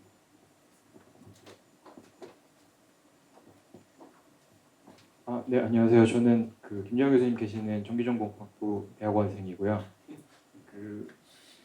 저는 좀 약간 좀 펀더멘탈하고 좀 철학적인 질문을 드리고 싶고 그래서 저는 그 핸드퀘스트 오픈 포럼을 다 좀 참여할 생각이거든요.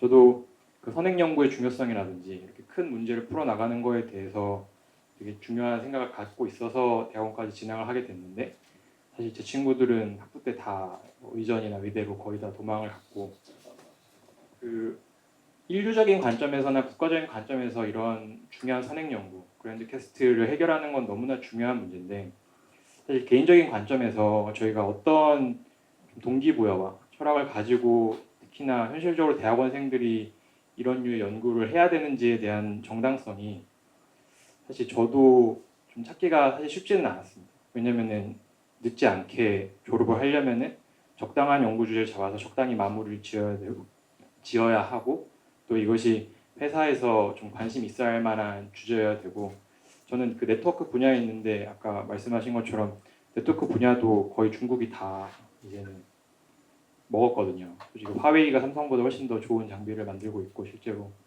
그런 부분에 대해서 저도 되게 안타까움이 많고 일조를 하고 싶은데 현실적으로는 이제 먹고 살아야 하는 문제가 항상 존재하기 때문에 좀 그런 부분에 대해서 저희 모두가 다 그 좋은 학교의 교수가 될 수 있는 건 아니다 보니까 어떤 마음가짐으로 좀 이런 문제들을 대하면서 현실적으로 저희가 일을 해나갈 수 있을지에 대해서 좀 현실적인 좀 조언이나 말씀 있으신지 좀 부탁드리겠습니다. 네, 또 되게 어려운 좋은 질문인데 저희한테는 어렵지가 않아요. 우리 학생들한테 해주는 얘기 하면 되거든요. 근데 이제 네트워크라고 하셨죠? 네트워크 어느 레이어인지 모르겠지만 시스템 쪽인지 피지컬 레이어인지 잘 모르겠는데 우리 학생들을 꼬시는 건 쉽습니다. 우리 학생들은 야 우리는 세계 최고의 아키텍처야. 아키텍트들은 무조건 잘 나가. 네가 여기서 어렵지만 진짜 우리 하루에 18시간씩 일하거든요. 다 그렇게 합니다. 모든 학생들이. 아무도 안 시켜도. 하지만 왜 이렇게 하냐면 우리는 시스템 아키텍트로 크고 나면 아무리 안 풀려도 1년에 사업받고 구글을 가지. 이게 놈처럼 딱 돼 있어요. 그러니까 망하면 사업받고 구글 가는 거고 아까 말씀하신 대로 잘 되면 교수가 되는 거고 언제나 우리 영수 학생들은 교수가 목표거든요. 그러니까 교수가 되면 상사가 없는 멋있는 직업이잖아요. 네. 교수가 되고 싶고 교수도 사실 알고 보면 또 다 잘 살아요. 가난하지도 않아요. 그러니까 교수가 되고 싶은데 우리 분야는 이게 안 돼도 외국 기업에 스카우트 돼 가서 모델서 받은 게 되거든요. 그래서 저희는 되게 쉬운데 그게 아니면 그 대답을 하셔야 됩니다. 저는 그럼 이렇게 얘기할 것 같아요. 아까 제가 말씀드린 멋진 거를 해요. 멋진 걸 하고 이것도 제가 창업을 해보고 알았는데 창업도 되게 재밌더라고요. 근데 이제 뭐 아이디어 창업이나 무슨 뭐 게임 만드는 거 이딴 거 하면 너무 긍지가 안 생겨요. 창업을 해도. 내가 이 분야에서 최고야 라는 사람들이 모여서 하는 창업은 생각보다 잘 풀립니다. 왜냐면 그렇게 모인 사람들이 없거든요. 그래서 그런 문제를 푸는 창업을 해서 CTO나 CEO가 되세요. 그러면 부자가 될 수 있습니다. 생각보다 훨씬. 그러니까 뭐 사명감이네 뭐 이런 것만으로는 안 돼요. 뭔가 리턴이 있어야 돼요. 내가 명문대 교수가 된다. 최소한 구글은 간다. 아니면 내가 창업을 해서 CTO가 돼가지고 매일매일 페라리를 바꿔 타보겠다. 뭐 이런 멋있는 목표, 현실적 목표가 있어야 됩니다. 그거 없이 달릴 수는 없어요. 근데 만들어야죠, 본인이 그런 거를. 네, 그지. 네, 김장 교수님 뭐 말씀 잘 해주셔서 뭐 제가 조금 더 해본다면은 글쎄요 요즘에 이제 전반적인 어떤 과학 기술 그런데 퀘스트라는 말이 정말 뭐 어떻게 보면 좀 거창한 단어라고 볼 수도 있는데 저는 지금 시대가 모르겠습니다. 그러니까 반도체 분야에서는 좀 소자하는 사람 입장에서 반도체라고 하면 너무 넓으니까 저는 소자하는 사람이었는데 지금은 정말 신나게 연구를 하고 있는데 사실 한 8년 전만 돌아가 보면 제가 그때 IBM에 있었는데 우리 매니저가 맨날 야 이제 반도체 소자 공장은 신발 공장 될 거야 그런 얘기를 많이 했었어요. 이게 무슨 얘기냐면 모의 법칙 이제 끝나면은 이거는 그냥 설비 투자해서 똑같은 거 맨날 찍어내는 거고 설계 쪽은 계속 할 게 있겠죠. 아키텍처는 똑같은 소자 이용해서 뭐 계속 만들어내고 최적할 게 있으니까 그래서 이제 상당히 디스커리지 되고 이런 부분들이 있었던 것 같은데 한 불과 뭐 반도체 분야도 그렇지만 요즘에 보면 뭐 인공지능도 그렇고 어떤 뭐 유전자 가위라든지 뭐 이런 것도 그렇고 뭐 달에 가서 뭐 화성을 사람을 뭐 보내겠다라든지 뭐 이런 것도 그렇고 뭔가 이 과학 기술이 우리 사회에 미치는 영향이라는 게 상상할 수 없을 예전에 상상 못했던 수준으로 커지고 있는 것 같거든요. 어떻게 보면 인간에 대한 근본적인 뭐 예를 들어 사람이 뭐 이제 사고사를 안 당하면 영원히 살면 어떻게 되나? 뭐 사람보다 더 똑똑한 존재가 나오면 어떻게 되는 걸까? 뭐 이런 종류의 우리가 무한한 에너지를 갖게 되면 어떻게 되나? 뭐 약간 이런 되게 근본적인 인간에 대한 어떤 생각을 바꾸는 그런 기술들을 개발을 하게 된 것 같습니다. 그래서 이제 어떤 현실적인 부분을 잘 말씀을 해주셨는데 그거 예측이 좀 어려운 것 같아요. 저도 뭐 반도체 하면서 이렇게 반도체 소자가 관심을 많이 받고 이런 날이 다시 이렇게 올 거라고 사실 생각을 좀 못했다가 이게 불과 몇 년 사이 이렇게 바뀌는 일도 생겨고 그래서 저는 뭐 그런 것도 그렇지만 요즘에 뭐 네트워크 분야를 제가 잘은 모르기 때문에 어떻게 연결시켜야 될지 모르겠지만 어떤 우리 사회의 근본적인 변화 이런 것과 내가 하는 일이 연결된다라는 거에 대해서 좀 재미와 흥미를 느낄 수 있다면 그런 게 동기가 또 될 수 있지 않을까 그런 생각도 해봅니다. 할 말이 생겼어요. 이거는 저희 학생들한테 맨날 하는 얘기인데 아까 저 학생들한테 꼭 하고 싶은 얘기인데 학생들이 생각보다 눈이 낮아요. 그러니까 성공이라는 목표가 상당히 낮습니다. 제가 볼 때는. 아니 서울대 정의과를 나와가지고 그 정도의 만족을 한다고 할 정도로 학생들의 목표가 낮아요.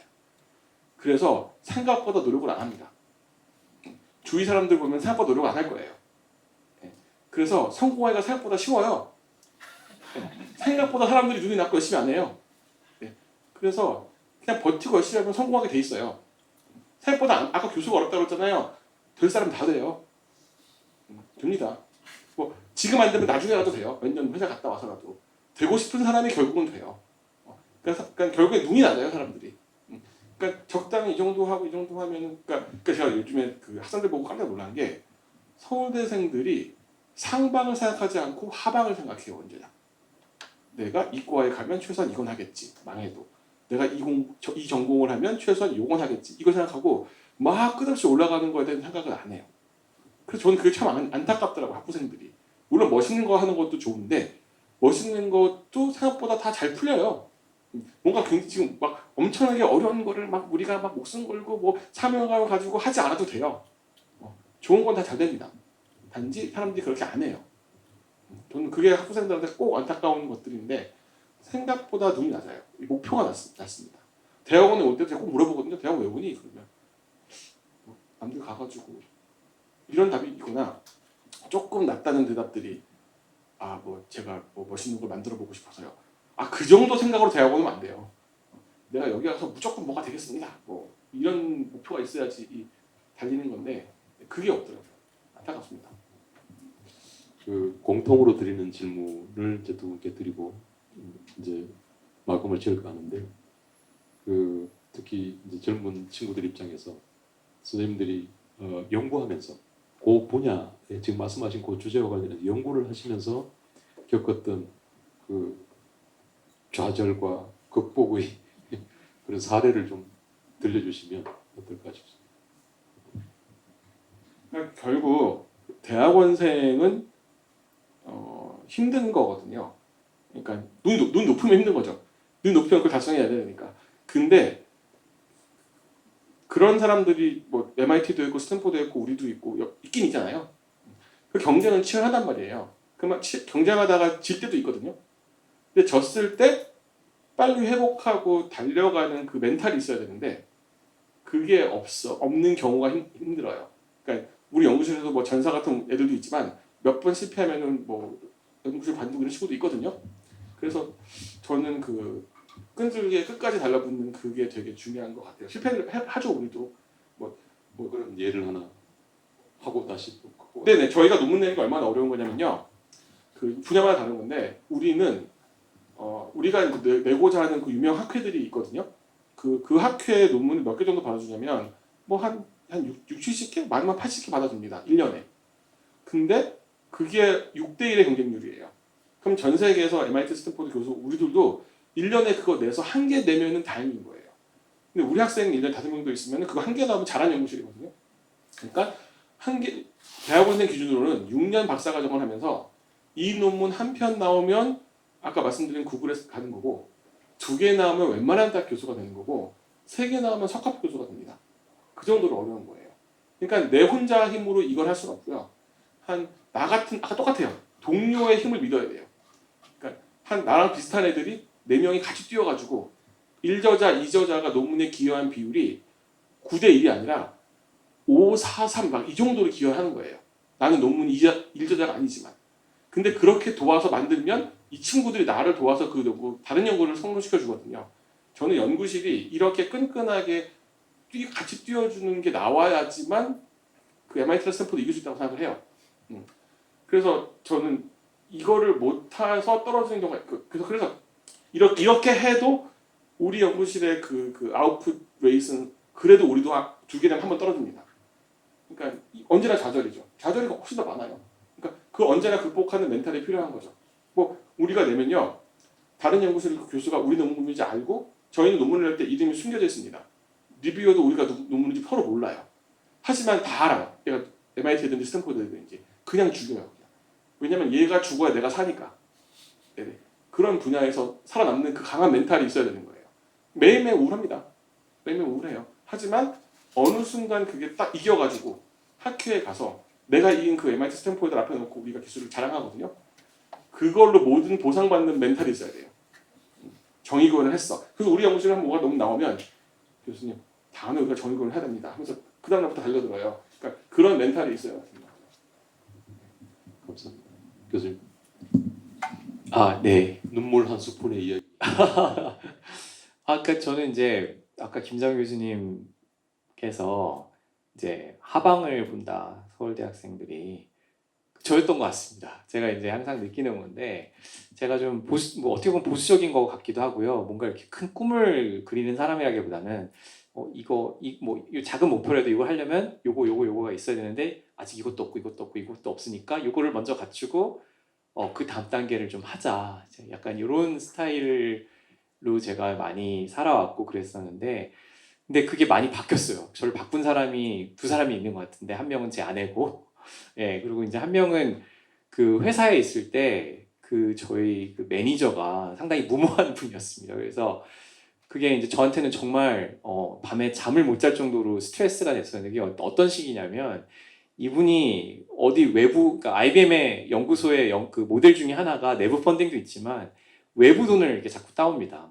뭐 한국 회사일 수도 있고 뭐 미국 정부 기관일 수도 있고 그러면 매니저가 저를 데리고 가서 상대방한테 엄청난 약속을 합니다. 얘가 이걸 다 할 거야. 그러면 이제 거기서 그래? 그러면 돈을 줘요. 그러면 매니저는 이제 내일은 끝났다. 돈이 따왔으니 너가 구현을 해라라고 이제 하거든요. 그러면 이제 저 같은 사람 입장에서는 이게 다 있어야지 뭘 제안하는 사람인데 하나도 없는데 이걸 막 하라고 일을 주니까 엄청난 스트레스를 받고 그게 큰 좌절이 됐었는데 지나고 보니까 그게 좋은 효과가 있었던 것 같습니다. 그러니까 그런 김장 교수님 같은 분이 저한테 그런 말씀을 막 해주셨으면은 제가 그런 거 좀 도전하는 그런 것도 있고 이거 하다 보면 길이 열린다 이런 이제 도전 의식을 좀 갖고 있었을 텐데 그런 게 없었던 사람으로서 그런 이제 챌린지가 막 주어지니까 엄청난 그게 시련이고 힘들고 정말 밤에 잠을 못 자는 도 괴로웠던 일이었는데 그게 이제 지나고 보면 그때 막 귀인들이 나타났던 것 같아요. 그러니까 이제 열심히 찾으니까 나타난 거겠죠. 이거 나 도저히 못할 것 같았는데 이거 막 해야 되니까 당장 뭐 막 찾다 보니까 그런 분도 나타나고 이건 이렇게 하면 되겠구나 이렇게 해결도 좀 되고 그래서 그게 지금 제 메인 주제가 됐고요. 사실 그때 매니저 가져온 그 주제가 뉴로모픽 아날로그 AI 이런 거였습니다. 그래서 이거 어떻게 하라고 그러면서 억지로 했던 것 같은데 그래서 뭐 그런 게 이제 제 좌절과 극복이었는데 결국에 그래서 깨달았습니다. 좀 뭔가 다 갖춰져 있지 않더라도 뭔가 좀 도전하고 특히 과학기술 분야에서는 그런 게 중요한 것 같고 결국에 그 길을 열어주는 게 협력인 것 같습니다. 말씀하신 것처럼 결국 누굴 만나서 그걸 하게 되더라고요. 그래서 저는 그걸 좀 늦게 알게 된 게 되게 후회가 되거든요. 그걸 한 30대 중반에서야 그런 걸 좀 내가 너무 그 보수적인 접근을 했구나 이런 걸 알았던 것 같은데 오늘 뭐 김장 교수님께서 좋은 말씀 많이 해주셨으니까 좀 더 일찍 그런 거를 들은 학생들한테는 큰 도움이 되지 않을까 생각이 됩니다. 그 사모님이 어떤 역할 하셨는지 듣고 싶은데 시간이 다 돼서 그거는 카메라 꺼주시면 제가 얘기를 저 카메라 저거 공개되면 안 돼요. 저 이상한 얘기 많이 해가지고. 괜찮습니다. 저희 내부 기록용으로만 합니다. 네, 오늘 귀한 시간 내주신 두 분께 큰 박수 부탁드리겠습니다.